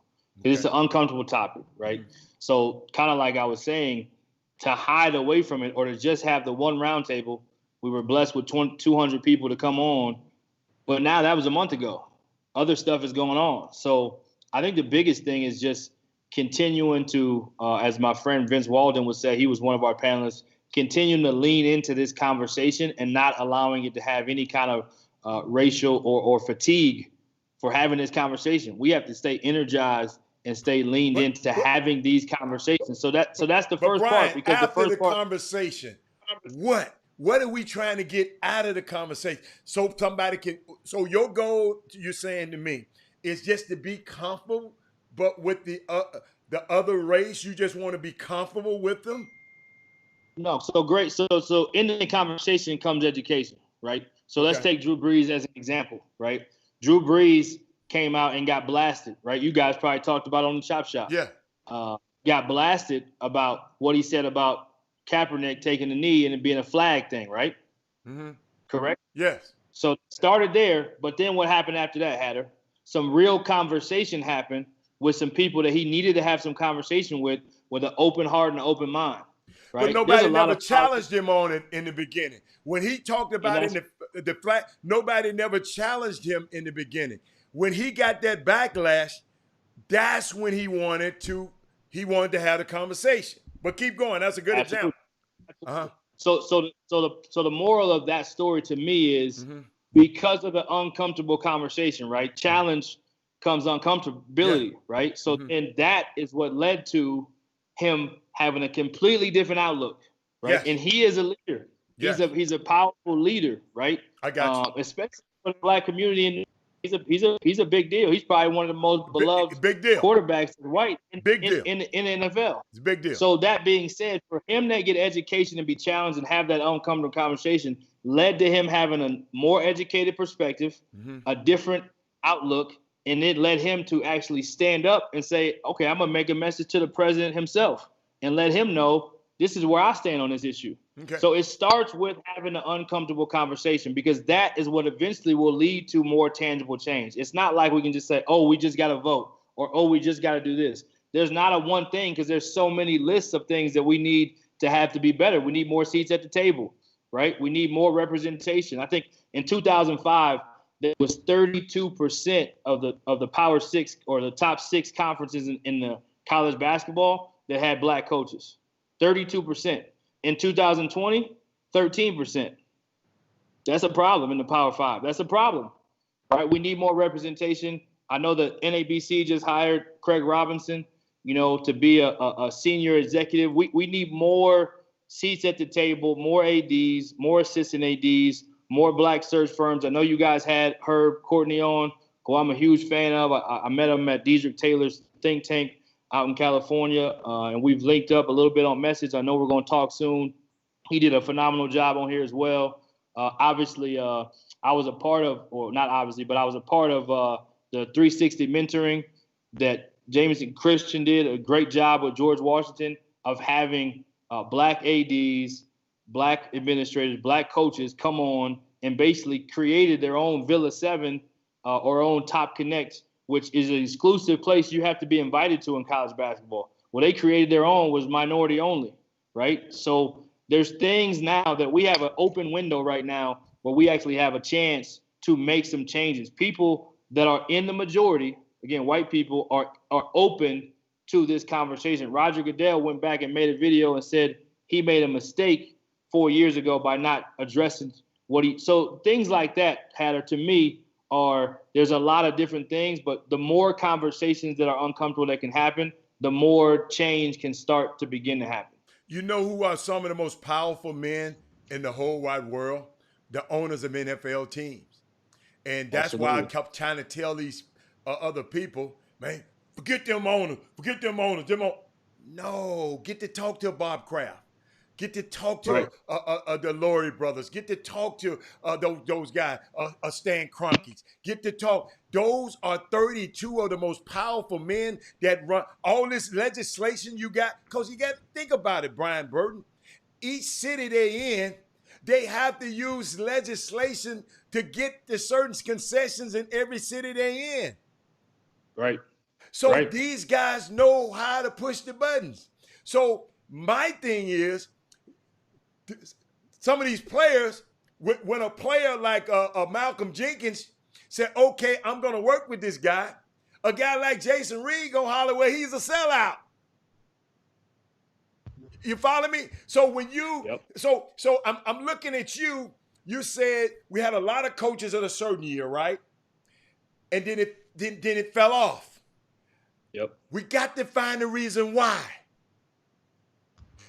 Because if you got to find the reason why it fell out, and the reason I say you do, because guess what? You can do all of this stuff, and we can get that same number of coaches again, and then it'll go away again. We got to find out why. What happened? What is it? Some those other coaches, some we could have done, so we can do it better in the future, so we won't be in this position again. No, that's a great point. I think it's twofold, right? So I think we have to be very adamant to be a part of our own rescue, so to speak, right? So we have to do our own job. We have to do a great job when we do have the opportunities. We have a responsibility to just have a higher standard for our own performance than anyone else can have on us, and we have to have that. We have to walk the walk. We have to do all those things that we're instilling in our young people too, that you instilled in your son. Mm-hmm. You know what I mean? I know how important that is. So we have to have a certain standard of excellence, and we have to perform well. But I do think there's another side. We have to have the support and the opportunities, and there has to be some attention and some accountability to, hey, if you look at the majority of the players that are playing in college basketball, NBA, NFL, majority of them are black. Mm-hmm. So doesn't mean we're not qualified. We were qualified to get it done on the field, on the court. So we know the game. We know the ins and outs. It's just having the opportunity. Can you be a CEO though? But are we going to give the opportunity to become a CEO? Gotcha. Because the people who make the CEO decisions, most of the time they don't look like us either. Yeah. So that's again a part of us having seats at the table, us having representation, and it's not to say it's going to happen overnight, and we're not trying to get more than, but we want an equal opportunity to have It shouldn't be going the other way, 13%. It should be going more towards 50%. Yeah. It should be trending up, right? Yeah. Or it should at least be flatlining that, okay, this guy didn't do as well, but we're going to get another guy in here that it's his turn now. Because again, but it's about having that conversation. It's about having that awareness. It's about shedding that light to it. I mean, look at the NBA. They have the bubble, right? On the court in WNBA, they have Black Lives Matter, right? Adam Silver is making it where in the back of your jersey you can have your own message. So those things weren't happening before. And guess what? And Anthony West and Jimmy, you can, if you want to answer that question, because that's so key to what you said. David Stern wouldn't have let it happen. I'm going to repeat that. I think to Adam Silver's credit, and not to necessarily discredit Roger Goodell did not get ahead of it the first time, right? He didn't get ahead of it. So then someone else, whoever we want to say, hijacked it and made it about the flag, right? Yeah. It was never about the flag. Yeah. So this time around, Roger Goodell got ahead of it, right? He came out with his video, came out with his statement, and now, like you said, those powerful owners, they have to rally behind him. That's the guy who leads the NFL, you know, right. And Adam Silver has gotten in front of the narrative from the beginning to figure out, okay, let me get with Chris Paul. Let me get with the Players Association. Let me figure out. I think you missed something, Brian. Brian, I think Anthony Weston said, what happens when the owners are white supremacists themselves? So all I'm telling you, David Stern, he's a lot different man than Adam Silver is. So we got to get the right men in position of power, because if David Stern is still there, we won't have this situation right here. Right, and it's not a policy issue only. It is a heart issue. It is a part of who is the character of the man, whether black or white. It's about the character of the man, and all of us, hopefully through these conversations, through this harsh reality, that we look back and say, there's a system here that's been in place that we haven't really done a good job, to be honest, by black people in this country in a lot of ways. And it's not to say, obviously, we know it all started with slavery, and it goes on and on and on. So a lot of that stuff is so deeply rooted, and there's just a tradition that's in your head that's what you accept and that's what you know to be normal. So until that's challenged, and we look back and say, man, now that we look back at the history, we have some things we can do a lot better. And there's a reason why there's a pattern. So we want to just change that pattern and create more awareness, more education, and just continue to, again, as the kids say, keep applying pressure with this positive conversation so we can have some real change. We don't want, Marlon Lowe said this, Houston's finest, right? He said this, and I'll never forget it. We don't just want symbolic change, right? We don't want just a street name that says Black Lives Matter. We want tangible change so that we can actually see more positive results for us. Good. We got to take a break, right, Jim? Yeah, we up against the break right now. We come right back on the Chop Shop, and we'll talk a little bit recruiting. Once again, okay. Brian Burton has been a college coach, Division I ranks as JUCO as well.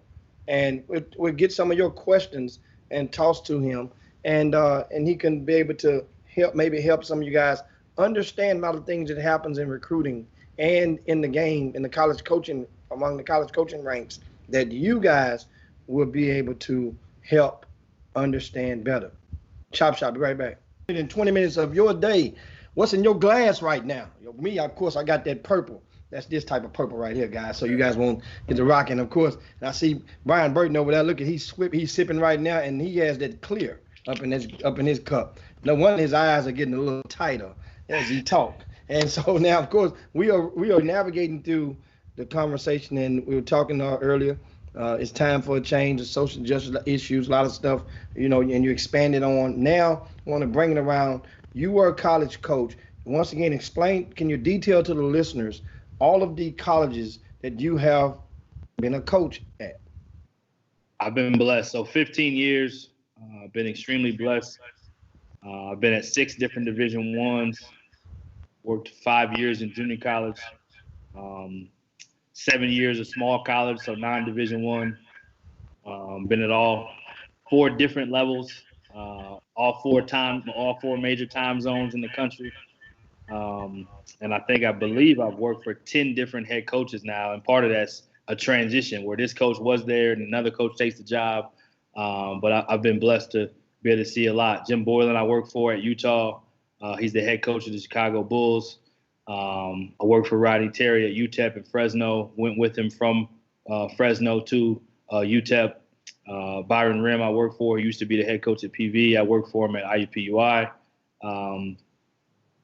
Lamar, near Houston, where I got to hang out with Hicks all the time, and Miss Sandra. Shout out to Miss Sandra. Lamar University. Abilene Christian, I was blessed. Worked for Joe Golding. Got hired by Grant McCaslin, who just won the league at North Texas. And then I worked for Joe Golding. Grant went to Baylor. I worked for Joe Golding. Helped when it was Division II. We went Division I. Helped lay the foundation for them going Division I before I went to Lamar. And Joe Golding has taken that program, him and Brett Tanner and their staff, to the NCAA tournament. Kind of done the unthinkable by winning the Southland Conference Championship.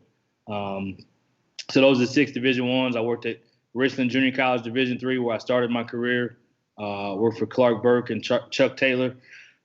Chuck Taylor's neither one of those guys are no longer in the business, but 2 of the best coaches I worked for. Worked for Jim Sagona at Collin County Community College for 3 years. He's the godfather. He's still there. He's started the program 30 years ago and is still there 30 years later. So he was a tremendous influence for me. And then I worked for Ross Hodge, who I mentioned, who's the associate head coach at North Texas. He'll be a Division I head coach soon. He was just voted the number 1 assistant coach by Jeff Goodman publication in Conference USA. So that's kind of my role, my plight. I did grassroots as well. Started a program, worked with the Mustangs, worked with Texas Top Prospects. Shout out to Tony Johnson, the Mustangs. So, yeah, I've been blessed. And then I played for Big E and Dallas Showtime, so I got to give him his love too. So been blessed. Houston, Dallas, Texas has been the majority of where I've been. And like I said, I've been in every major time zone, been blessed by this game, and looking forward to more big things. Being like my younger brother, he's a head coach at Texas A&M Commerce, the women's head coach. I got to give him a shout out. Yeah. So they won the conference last year. He was coach of the year. This is his 6th year there, going on his 7th. He's the all-time leadingest head coach in wins there. They were as high as number 3 or 2 in the nation. They started the year 25-0. So he's doing a tremendous job as well out there in Commerce, Texas. And then my wife, I got to mention my wife. She's the best coach in the family. She was a head coach at Midwestern State in volleyball, and also Newman in volleyball as well. And you made quite a lap around the track. And so in recruiting, on a lot of the staffs, did you notice that a lot of the head coaches use the white coaches to go recruit the white players, and the black coaches, assistant coaches, to recruit the black players, or was there a mixture along the way at certain schools or certain places?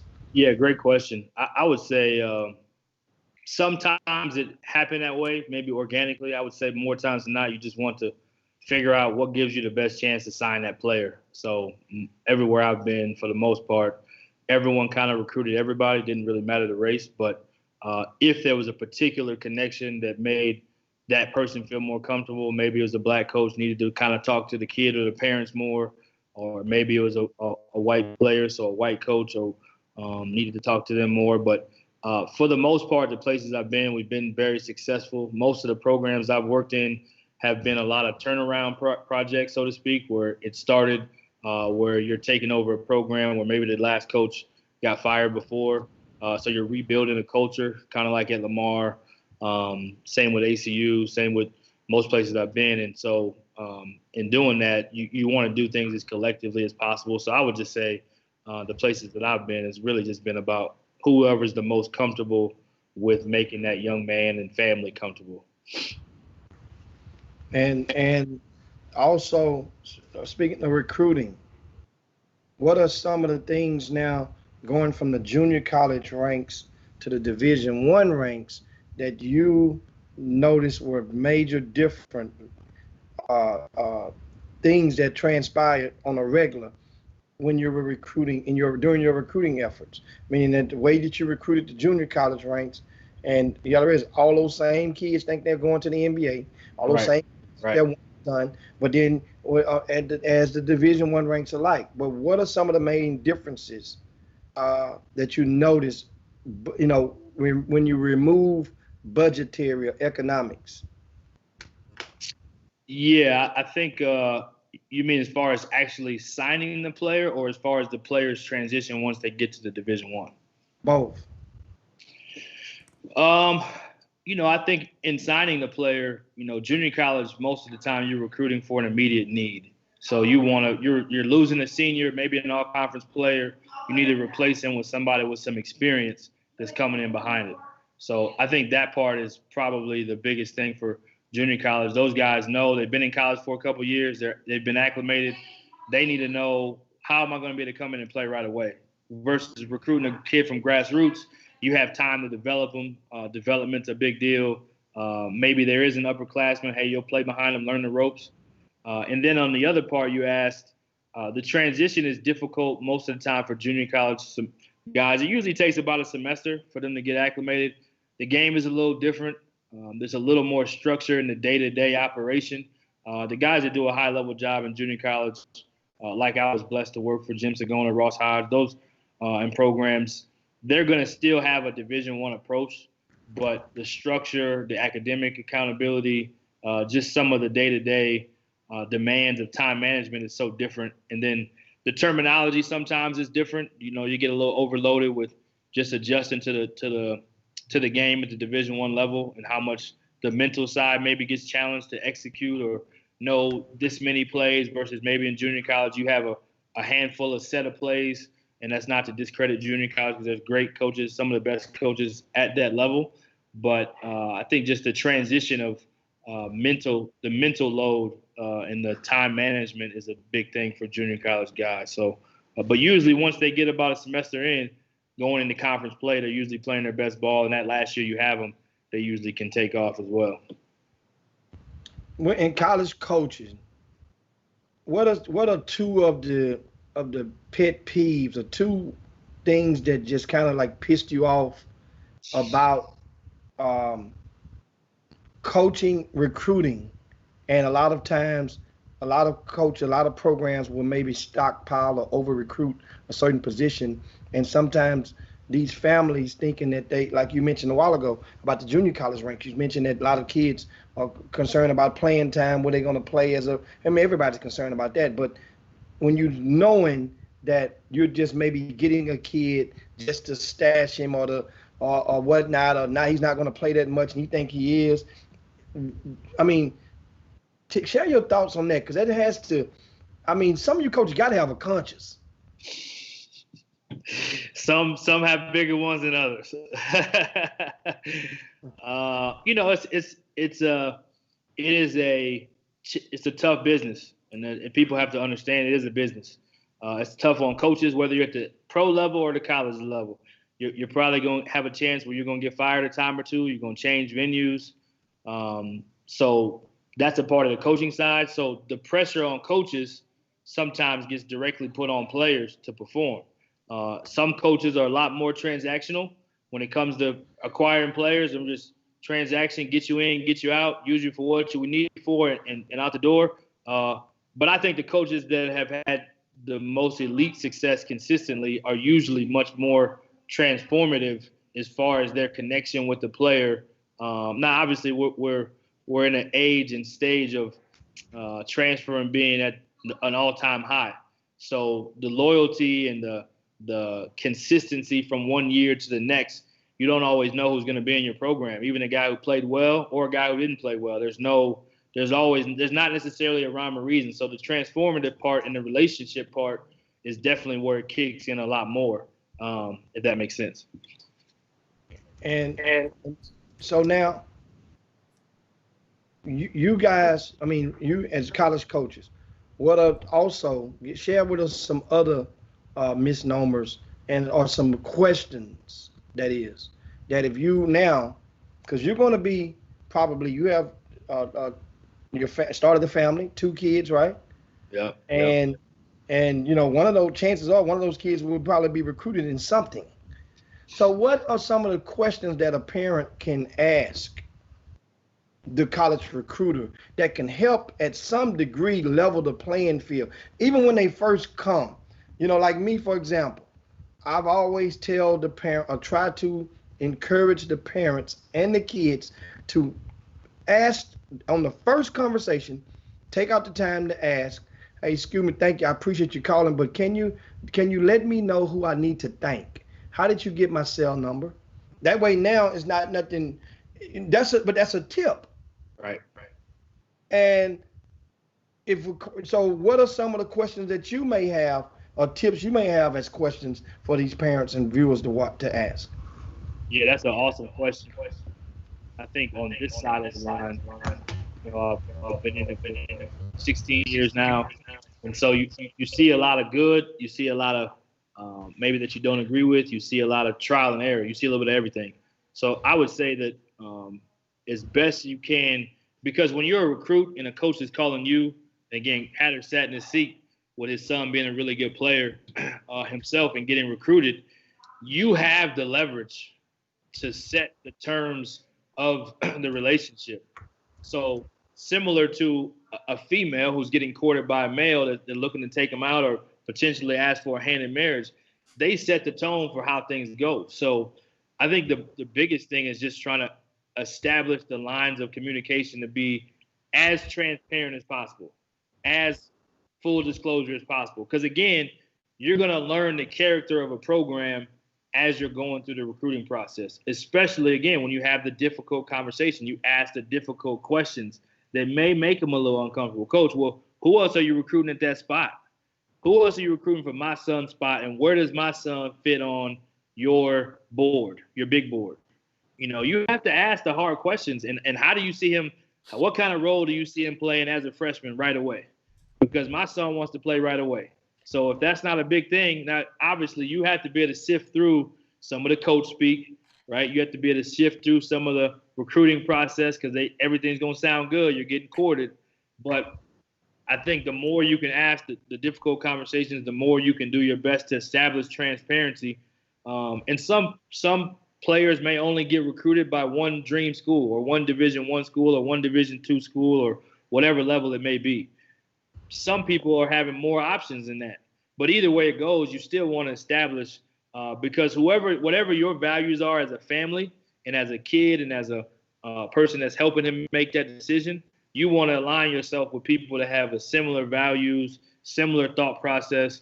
So if you care about being on television and you care about playing in a nice gym and you care about what kind of gear you're going to have, but that school is not selling that dream, then that's probably not the school for you. You know, but if you care more about something different, maybe you care about relationship. What's your graduation rate, coach? What's your academic tutoring structure? If you care about those things and that program is speaking your language, you want to go just like when you're, again, going back to dating, using that as an analogy, you want to go to a place where you're speaking the same language, your values are similar, your vision is similar. You know, hey, where do you see my son and after his 4 years in your career, his career at your place? How do you see that going? You know, I think asking those scenario questions too puts it in the coach's hand. Well, we see him as a freshman probably playing a role like this as a sophomore. And so then you get to see, okay, well, coach, well, how much do you really care? What if my son he wants to be a doctor and he has a lab on the same time that you have practice? How would you handle that, coach? You have to put some of those scenario questions, again, to a coach so that you can get to see how honest and how forthright they're going to be in some of those hard questions. And hard questions indeed. Now, you mentioned a while ago, you said coach speak. So is there really do most college coaches, are they really prepared for pretty much every question that a parent can shoot at them? Because now you gave some questions, but you just mentioned the coach speak that can come as a response. So I think coach speak just goes for, in general, you don't have to necessarily know what question is going to be asked. You have coach speak that allows you to kind of divert or dodge or you know, matrix your way through some of those questions. So I think the coach speak is kind of more general. It's not as specific. It's not as detailed. And it kind of really doesn't answer the question directly. So again, as a person who holds the cards, getting recruited, you want to make sure not only you asking those tough conversations, but you might have to follow up with another tough question and just say, coach, well, I don't know if you really answered that. Can you be more specific and give me some details? And a coach may say, hey, we got to get back to you. And if they do, then you have to hold them to that. There's a certain accountability because however you're recruited in terms of the details, in terms of that level of degree of depth is going to very much correlate to your relationship once you get there. And if a lot of stuff in your conversations on the surface before, it's not going to necessarily get better as you go forward. And now, Hatter, I'll bring you into this. Mm-hmm. Would you say that that's similar? Did you use some of those tactics as your son was getting recruited? Because you kind of knew the game. Yeah, no, and Brian, a lot of people assume that I knew the game. I didn't. I really didn't know the game. I didn't care. You had mentors around you like John Lucas, like other Jimmy Hicks. You had people around you that could school you to the game. Brian, I didn't care. I had a plan. Right. So I wasn't caring about the coach's plan. Right. See, if I don't have no plan and all I do is want my son to play basketball, then I'm at their advantage. Right. No, I had a plan, and everybody's not in that position. But if you have your own plan, I didn't need a college coach because I could pay for his education.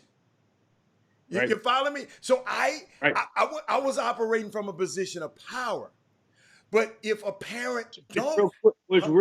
Was real quick to interrupt you. That's what I'm saying. When you are getting recruited, you should operate as that, and you should have a plan so that they align with your plan instead of them selling you things that sound so good.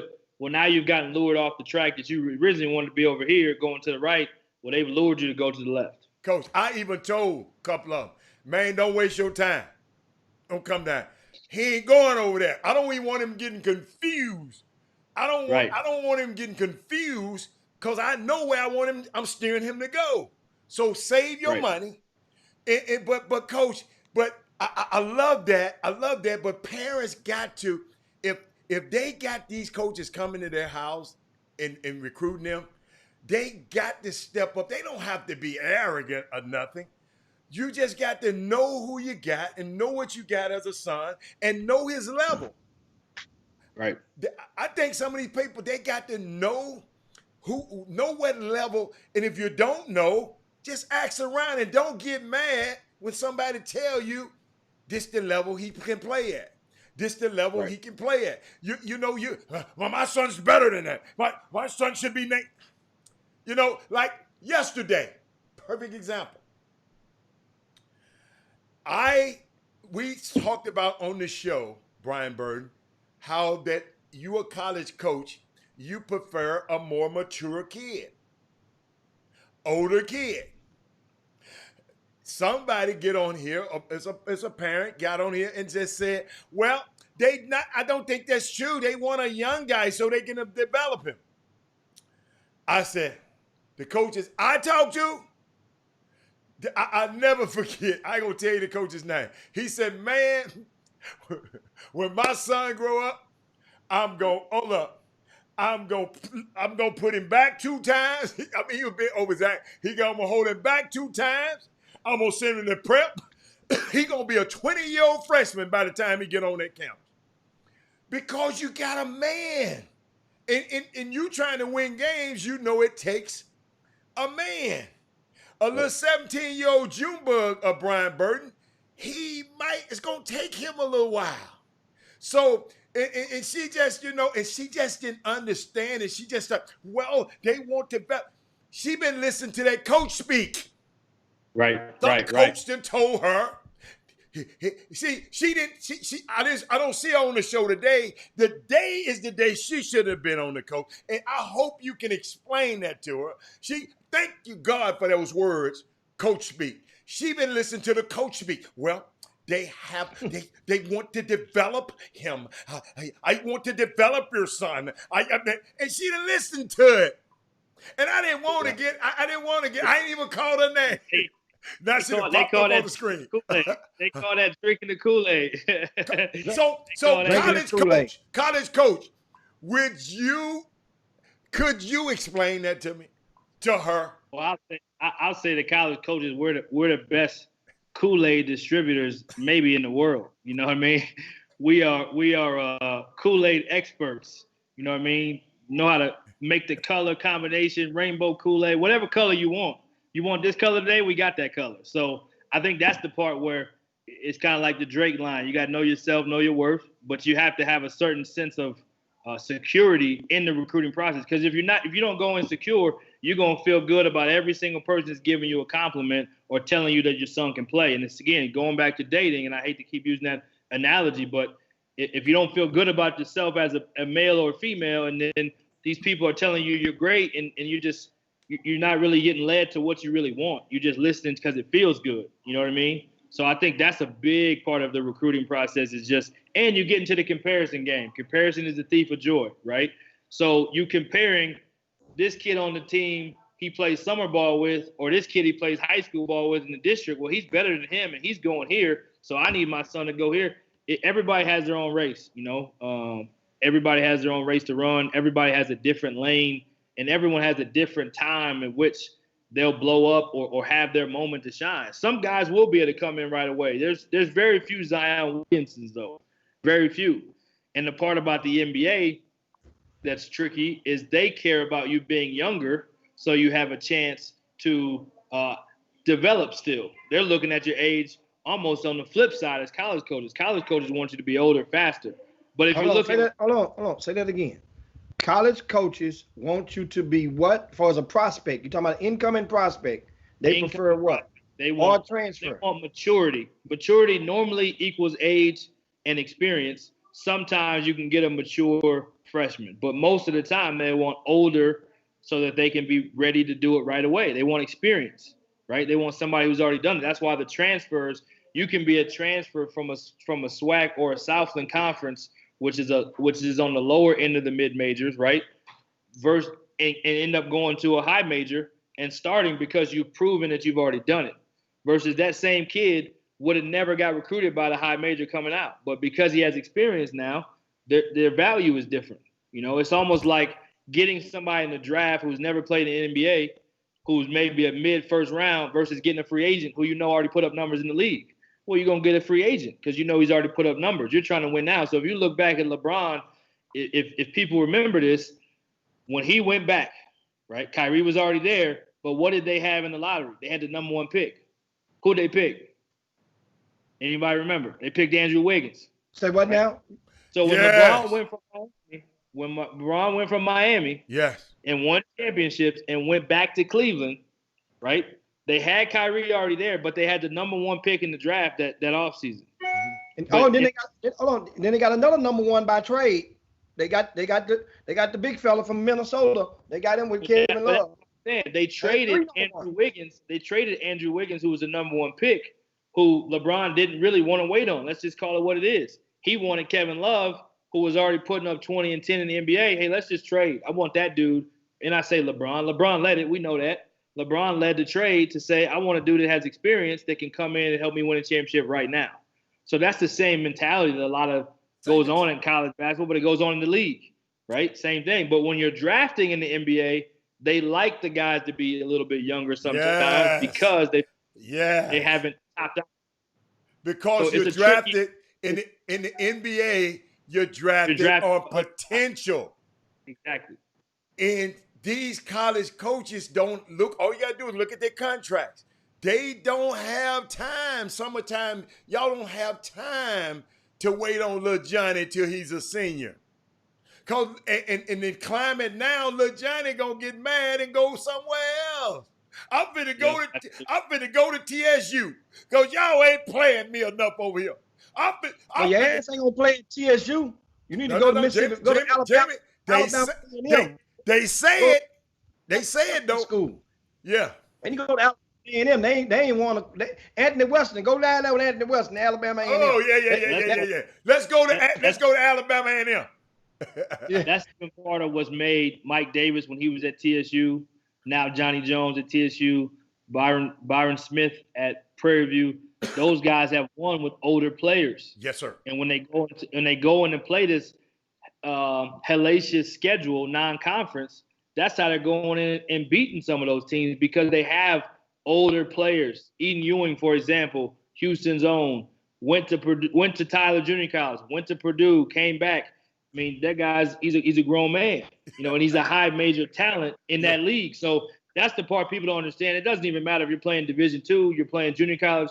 You're not walking in right away as a freshman and just establishing yourself. You have to earn it, and it's not going to be easy because it's just like a freshman in high school. If young Hatter was in a senior in high school, there wasn't no freshman coming in and taking the spot. It's not happening. No. So it's the same kind of thinking when college. But I'm glad you said that. He's a freshman that went and took somebody else's spot, and that guy quit the team. Took his spot, though. You said a key word. Took his spot. Yeah, he took it. They didn't give it to him. They didn't give it to him. And I tell the story, parents. I told you. And how rare was that, Hatter? How rare was that? That wasn't their plan. And how rare is that even in that conference that he played in, which I believe was Ivy, right? Yeah, and Ivy. Coach, I didn't think it. But guess what I told him? I said, look here, man. Go find out everybody who playing point guard. And the first day you play them in open gym, you tear their head. Now, hold on. He had the talent to tear somebody's head off now. So let's get this straight. You just can't tell him. You can't send him out there. If he ain't got no Ferrari engine, you can't send him out there in no Ferrari race. So, but he called me that night. I'll never forget it. He called me that night. That night they played. He said, it's a new sheriff in town. I said, what? He said, yeah. Don't none of them want no parts of me.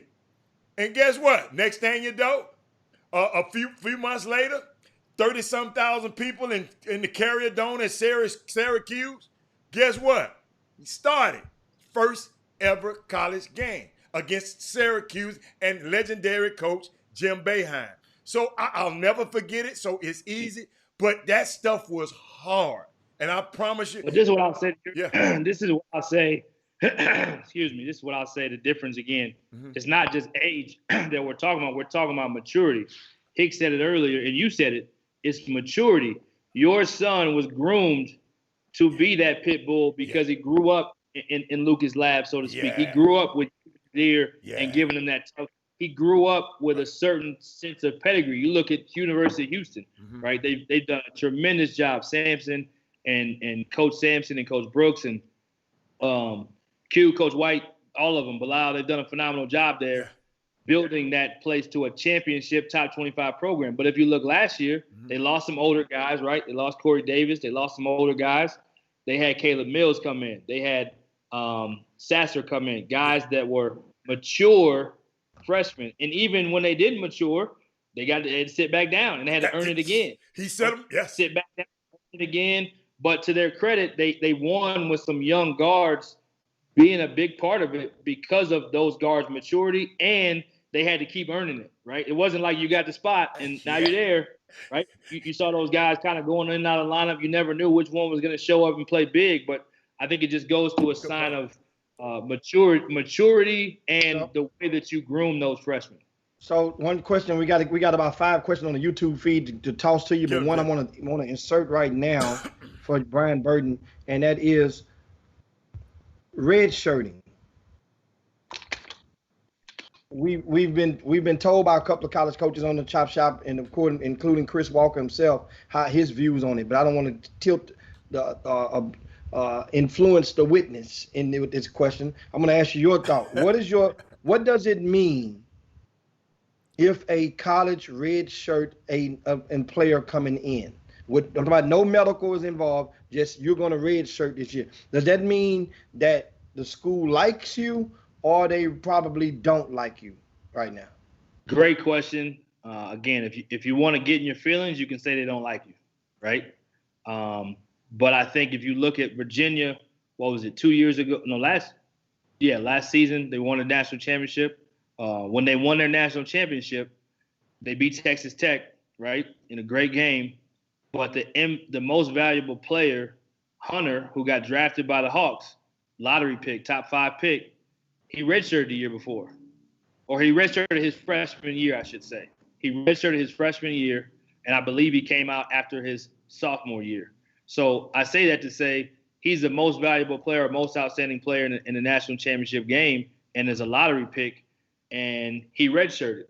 So I think it's all about your trust and your security in the program and in the leadership and your understanding of why it is that you are redshirting. Is there a plan for me, or are you just pushing me to the side because you don't think I'm good enough to help you? Now, again, he went into a program that was already at a championship level in Virginia that was producing pros and winning championships in the ACC. So it just depends. I think it all goes back to those details. It goes back to, is there a plan for me? Do I trust the people that are putting a plan in place? And am I willing to take a sit back and put in the work to earn what I have to get, just like we just talked about? And I think when you think about transfers and how many guys have had to sit out in redshirt, you're still doing the same thing anyway, right? It's just by NCAA rule if you don't have a waiver versus coming in redshirt. And so I just think it's all about your security and your connection and understanding of the plan that the staff has for you. Now, college coaching, a lot of times people may just, and I understand, which is why I'm not as hard or lenient. I mean, not as aggressive with a lot of the basketball community as I used to be. Because I understand a lot of people just don't get it. And how could they get it if you've never been in the room? Right. On the staff that you've been in, and you mentioned you've been on the Division I, at the Division I level. Yep. 6 different institutions, I think you mentioned. Yep. Right? Yep. When the head coach is making his hires, right? How often is there a situation presented where that head coach must either retain another coach that's already on the staff or hire a person of recommendation from the person who's hiring that head coach? Meaning that, is that commonplace? Repeat your question. I think I follow you, but just so I make sure. When college coaches are hired. Yep. Head coaches. Head coaches. Yep. Is it common that there's a stipulation or a recommendation that comes from the administration that's doing that's hiring you as a head coach? Well, we want you to take Brian. We need you to take Brian Burton. Mm-hmm. If you're getting this job, you got to take him. And if that's a commonplace, then explain, because the question that I'm tossing to after that, I want you to elaborate on that. And the question is from the YouTube feed, and the guy asked, many black coaches are afraid to hire all black staffs at the Power 5 level. That's why coaching trees are important. So that's the question that follows the explanation of how hard that would be at the Power 5 level based on the politics that currently exist. Yep. On the landscape of Division I basketball, that many people have no idea why some people are on the staffs. Yep. Elaborate real quick. So, quick elaboration, and I've been on numerous Zoom calls during this pandemic to listen to ADs talk, right, and talk about, like you said earlier, being a CEO of the organization, right? So some things that play in the factor when you get the job, they may have asked you in the interview process, who are you going to hire, or are you going to hire somebody who has recruiting ties to the area? So maybe recruiting ties to the area. Are you going to, if you're a first-time head coach, are you going to hire someone who has head coaching experience on your staff? That may be a part of it. There may be a particular person that they may prefer to be on that staff. So there's a lot of different politics that play into it. Sometimes even from your coaching tree that you came from, that coach may say, well, I'm helping you get this job, but I want you to take one of our young assistants with you and put him in a road spot, So you just never know the different dynamics and things behind the scenes that are going on to when somebody is to get a job. There's a lot of different factors, whether it's administrative, whether it has to do with your coaching tree, whether it has to do with hiring somebody local, whether it has to do with the boosters feeling like they want to have a certain person that's in place. There's a lot of factors, so there's no real clear-cut answer, but there are definitely different factors that happen into getting a job. You may have a good friend who gets a job and you thought you were getting the job with your boy and you talked about it your whole career, and then next thing you know, there's some stipulations in place. It's like, man, I was going to, but I may have to get you on the next time around because this is what I got to do. That's the reality of it. So you're saying y'all went like Like Bob, so there are situations that when you hire guys, so you're saying there are situations, every job is different, but it's something gonna come, especially a black man at a Power 5 conference school. He gonna have, and I happen to know one of them personally that it happened to. So and they the numbers again. We're 13%.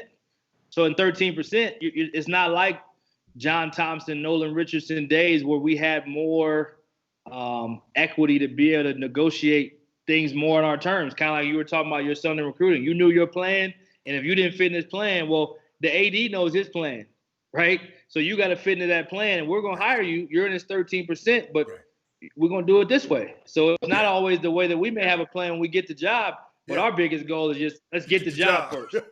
Figure out the rest later, because there's only 13% of us getting these jobs, so let's get it and then figure out the rest as we go. And shout out to Bilal Badley for the best beard edge up in the game. Yeah, because Bilal he made a comment about your edge up and say, how do you manage to have the Jalen Rose type edge up every time they see you publicly? And, but we have another couple of questions for you before we get ready to land this plane. And one of them is, you mentioned earlier about the social justice roundtable. Yep. It's time for a change. This is a great question coming from Melvin, and he says, I'm seeing all of the expectations of professional coaches and owners, but what new expectations should we now have of the college and high school white coaches now that we want change? What should the expectations be? You want this change? What are you saying? Ask that question again. I'm sorry. Yeah. I'm gonna paraphrase it. Yeah. We're asking for change. Yep. Well, what are you expecting to happen with the white head coaches? As far as our opportunities, tell me what you mean. During this change, that means for every black that get a job now, that absolutely, you follow me? That's 13%. Absolutely. Right. So that means for it to be 14%, that means there's it goes from 87% to 86%. For it to be 15%, from 86 to 85%. That means they're going to be out of jobs. So is that what we're wishing for, or by any means necessary? Again, we're not necessarily taking the Malcolm X approach by any means necessary, but I think that when it comes to just doing stuff right, I think that most of the time, again, we're talking about maybe not even having an awareness that, man, you know what? We do need to look at hiring more. We do need to have more blacks at the table. We do need to look at hiring Craig Robinson with NABC, right? There's things slowly that are starting to happen, but even just because we want to be treated more equally doesn't mean that we want somebody else to lose or to suffer. We just want to have the opportunities that we want to be able to have. Let's talk about the Chop Shop, right? You guys have an opportunity as two black men that are leading the Chop Shop and really got way ahead of the curve before Zoom was a thing, before the pandemic was a thing. You guys are leading a radio show and YouTube show that has been, again, the hottest ticket, arguably, sports show in the country during the midday, right? Mm-hmm. Well, how did that happen? Did a white guy have to lose out for that to happen? Not necessarily. It doesn't always have to be that way, because whenever the job is lost, we're talking about, hey, you have a job right now, white coach at this school, we're going to take your job and give it to a black guy. That's not what we're talking about. That's not what we're looking for. But when a coach gets fired, which happens a lot in our business, right? There's a lot of turnover. It just doesn't have to automatically be the same thing replacing it, right? So again, we're going back to Me Too movement, right? You got Kara Lawson, who was an assistant coach with the Boston Celtics. Does that mean she took a man's job? No, the job was open. Great point. And they hired the best person for the job. So it's just about having an open mind to start really looking at, like, man, we're not giving the opportunities that we should be given. So that's really more what it's about. I like that. Boy, I like that answer, young man. I like that. It was good. I mean, appreciate it, OG. We pulled the truth serum out of him. He's drinking it clear. But he made sense. You hiring me, you got fired anyway, bruh. The white coach, you got fired anyway, okay? You hiring me just add it just expanded. You hired me, you done got fired.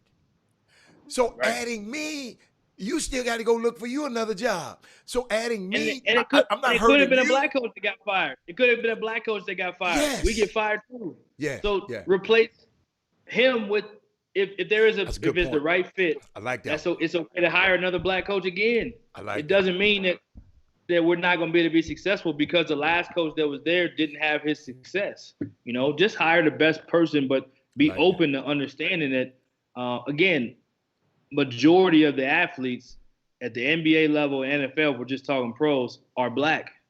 So why would we not be able to coach guys and relate to guys that look like us? And we played this game, and we're just as capable of leading as anyone else. It's not a competition of we're trying to take yours or we're trying to take over. We just want to be treated equally, fairly, and have those real chances, real opportunities.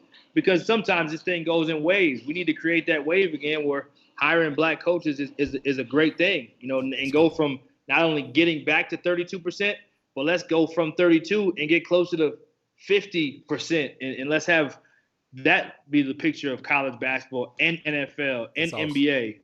That's not what it looks like right now. That's awesome, man. I mean, yeah, and good dialogue, and that's why I'm loving the questions, is bringing about these responses, because from you guys in the Boom Boom Room. And so we go over to the Facebook, and Walt says, Coach Burton, are you afraid of possibly being blocked from becoming a head coach after leading this good cause of this social justice roundtable that you're doing? Because this is going to be in your resume. Yeah, it's a real question. And I think that my wife gave me something 2 days ago. She's on the road. She's a volleyball coach. She's working some volleyball camps. I've been running the daddy daycare. It's been awesome. Full-time job, by the way. But she says something powerful, and she's a lot smarter than me. She played volleyball and softball at Colgate. She was a two-sport athlete when two-sport athletes weren't even a cool thing in college. She still has records in both. She has a master's in business. She went to a Patriot League school, and she's been a head coach twice. And so the thing she said to me is, and I tweeted it yesterday, matter of fact, and she said, job titles are temporary, but purpose is infinite, right? So I just want, for my time on this earth, because obviously the pandemic has everybody looking around like, what's going to happen, right? We don't know what tomorrow looks like. We don't know what the health looks like. We don't know when the next thing is going to come. So during my time on this earth, I just wanted to be purpose-driven and make sure that's at the forefront of what I'm doing. I want to be a servant leader. I want to continue to be a relentless worker for positive change. I'm a super positive person. I'm a real person, but I'm a super positive person that wants to make a positive impact. And I also want to make an impact for Christ. You know, that's a big deal to me. So sometimes that may get me where somebody may not want to hire me. And if you don't want to hire me, that just means I wasn't the right fit anyway. And I'm okay with that. I have complete peace with that at this point in my career. You know, you get married, you start having children, the game changes for you. Your priorities change and the way you look at life changes. So I want to just make sure I'm relentlessly serving others, positively helping other people as well, and making an impact for Christ and staying true to my purpose. And I believe that with this platform, with the platforms I've been blessed with to be a part of leading and be a part of, social justice, there's no bigger topic in this country right now than that, you know. So if I can make this world better for my kids, Hatter's kids, grandkids, his kids, then that's what I want to do. And I believe that college basketball, my resume, my character speaks enough for itself. I believe that will happen when the good Lord is ready for it to. But in the meantime, I'm all in for what I'm doing right now to make an impact and serve purpose. And that is well said, well versed. And as we go, we have one more question to toss to you, which is a pretty good question. And in recruiting, the player whom the head coach likes and offers or signs, is he granted a little bit more leeway than the recruit that the assistant coach signs? Well, I think anytime I think I understand your question, but anytime the head coach is a part of leading a recruit or has a certain, we're human, right? And the coach is invested more in a certain guy and he sees something more, then head coach may create more of a pathway for success for that person. I just think that's the reality of when you're a guy getting recruited, you want to make sure you're recruited heavily by the head coach, but you also want to have a relationship with an assistant coach because it does matter. Ultimately, head coaches determine the playing time. And I'll say this for something maybe that you guys can take and run with your platform that you have for conversation. I love Mike Boynton. He's been a great friend of mine, a great mentor, a great just brother in this business. As great of a dude as you can find. I coached against him when I was at Lamar and he was at Stephen F. Austin. I don't know Penny Hardaway. Hatter knows him well. But I'll pose this question to you guys, not necessarily even the answer now, but what's going on last year with the big fella?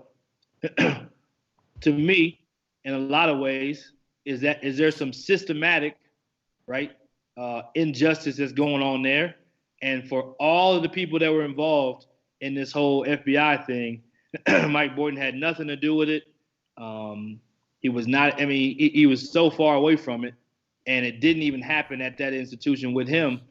But yet, now that he has the number one player in the country, just like Penny had last year, all of a sudden now we're going to come down on him. Nobody else has any penalties, right? Nobody else has any penalties, but it's coming down on him. Those type of things are the things that have been, to me, again, my humble opinion, and now that we're able to have a voice and talk about it, let's talk about it, because something's not right with that equation that now hopefully we can have more accountability, like Steven Jackson said, let George Floyd be the name of change. I pray that it continues to be the name of change because some of these things are not right, and I hope that Mike Boynton and Oklahoma State and our staff and those players get a chance to get that appeal because they deserve to have a chance to play in the NCAA tournament. There's got to be a better way, and no knock. Coach Keller's done a phenomenal job at Stephen F. Austin, not trying to throw any shade with them. Their program got to postpone their ban for a year. They have a really good team coming back. They're probably an NCAA tournament team again, most likely. Again, no disrespect to my former boss at Tick Price at Lamar. I know he's going to want to have something to do with that. But the reality is something not adding up. Whether it's so many sports that Stephen Austin had, okay, so what? But why is it different here? But you're giving them a year to basically go get it and go kill it, go win big. But Mike Boynton got the best player in the country, who we all know is going to be in college 1 year, just like the kid Penny had. So what's that part of the conversation? So you don't have to answer that now, but as you guys keep having your shows and keep doing it, that's some real stuff that we got to dig into.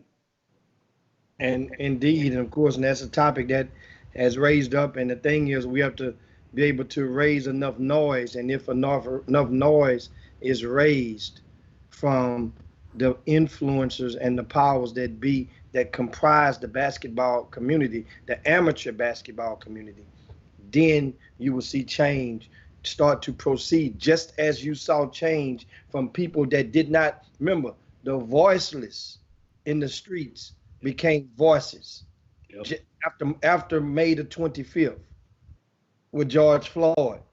Yep. Think about it. How many voiceless people that you saw, that people you probably really didn't know. Every other day was a different person. They might have been known in their communities, but nationwide, different people. And collectively, change have been implemented. Think of how much stuff that has transpired in a 60-day span.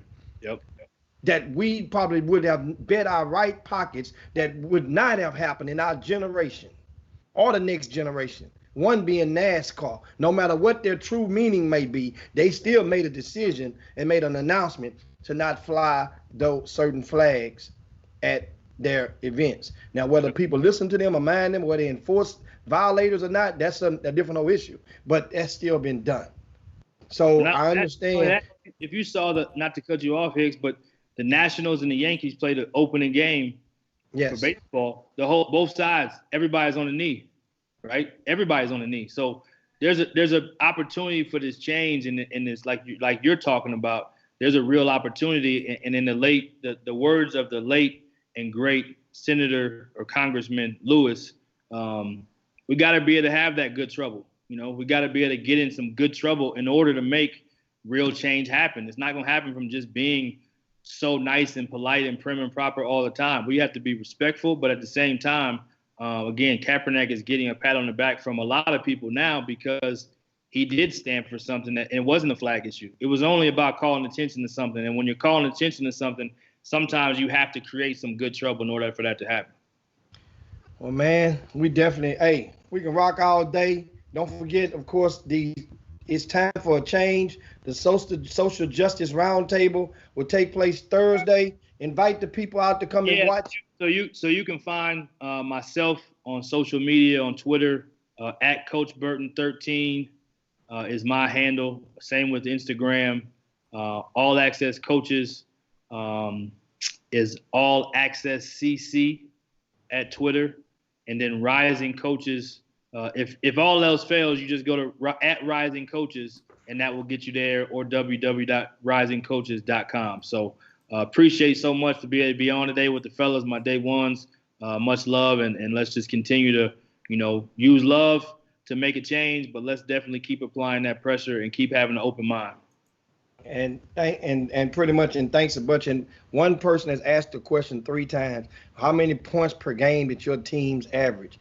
And so it's like, you're not the head coach, but can you guesstimate how many points per game your team average? I guess. Yeah, it just depends on where I was at what phase of my career. I've been blessed to win a lot. I've also been on some teams that have lost. So I've seen the championship side, the last place side. So usually teams that win figure out how to score more points than the other team. That's the best if I can say that. Now you understand, Frank White, why I did not ask that question. I deal with college coaches all day, and I don't like asking questions to them that's going to warrant coach speak. And that's just their habituals with coach speak. And so if I have to go and combat that, that's why a lot don't really like talking to me a whole extended amount of time, because they know my tolerance for that stuff is minimal. And I'm not mad at that, but I know that the answer what that's going to get. What the hell they got to do with right now? What is points per game? He's not a head coach Not yet. So that was just one of those things like recruiting. Hell, we can say that answer is going to say whatever you want him to say to get your kid, if your kid good enough. We can run it. We run all day. We get it. We loose. Everybody get opportunity. Or if that kid is a big man, hey, we're going to put the half court sets in for him. We're going to wait and get that thing into him so he can get his touches. Whatever they have to help to say. Do you guys not understand that's why I often say, you parents, all I can do and we could do is help give you enough questions, enough tools to be able to at least make it at least get a swing in. It ain't gonna never be a fair fight.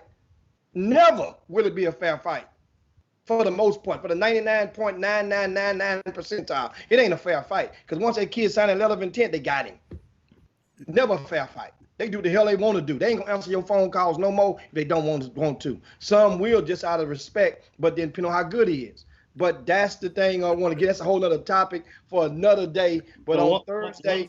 One last quick thing I want to say. So Rising Coaches has about 30,000 followers on social media, which is a big platform, and they have over 1,500 members. So definitely look into those memberships. And then All Access Coaches, I think we've been on for 2 months. We've already had almost 60 coaches on. We had 31 coaches on in the first month, almost up to, I think, combined with social media, is probably over almost to 1,500 followers itself. So please give us a follow, tap in. We just want to serve, share stories of coaches and programs and spotlight. So again, appreciate so much. We're gonna end on a positive note. We don't want Hicks' rant to be the end. So we want to get a little shine in there. That's the chop shop, though. That's the chop shop. That's what the clear does to you. That's what the chop shop. The clear does that to you. Okay. I don't know. The purple kind of gets you a little revved up. You turning red too. That clear got you turning red and everything right now. I see you. Anyway, guys, it is that time. Time to slide on down Dino's back and yabba dabba do this thing for this overtime session on Tuesday. What I can do, I can guarantee and promise you one thing: there will not be an overtime session on Wednesday, on tomorrow. That I can guarantee you that much, and in advance, and that's a guarantee. And of course, on Thursday, rankings time. We get Doug Jones to come in on Thursday and release the new rankings. Shout out to Doug Jones. So it's coming down the pipe. And so that's going to be the wrap up the week of a good week. And you guys make sure you take care. Be safe out there. For Robert Hatter right there. You got one, Hatter? And Thursday night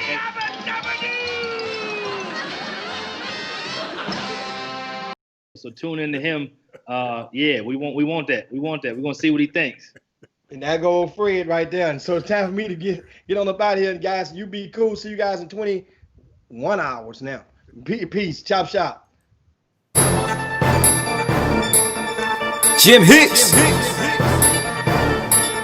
Rob Hatter, you are now tuned in to the Chop Shop. I'm Retro, let's get it. We in the Chop Shop, we live in the Chop Shop. We talking sports talk, we live in the Chop Shop. We in the Chop Shop, I'm talking sports talk. So turn your dials up, it's live in the Chop Shop. We in the Chop Shop, we live in the Chop Shop. We talking sports talk, we live in the Chop Shop.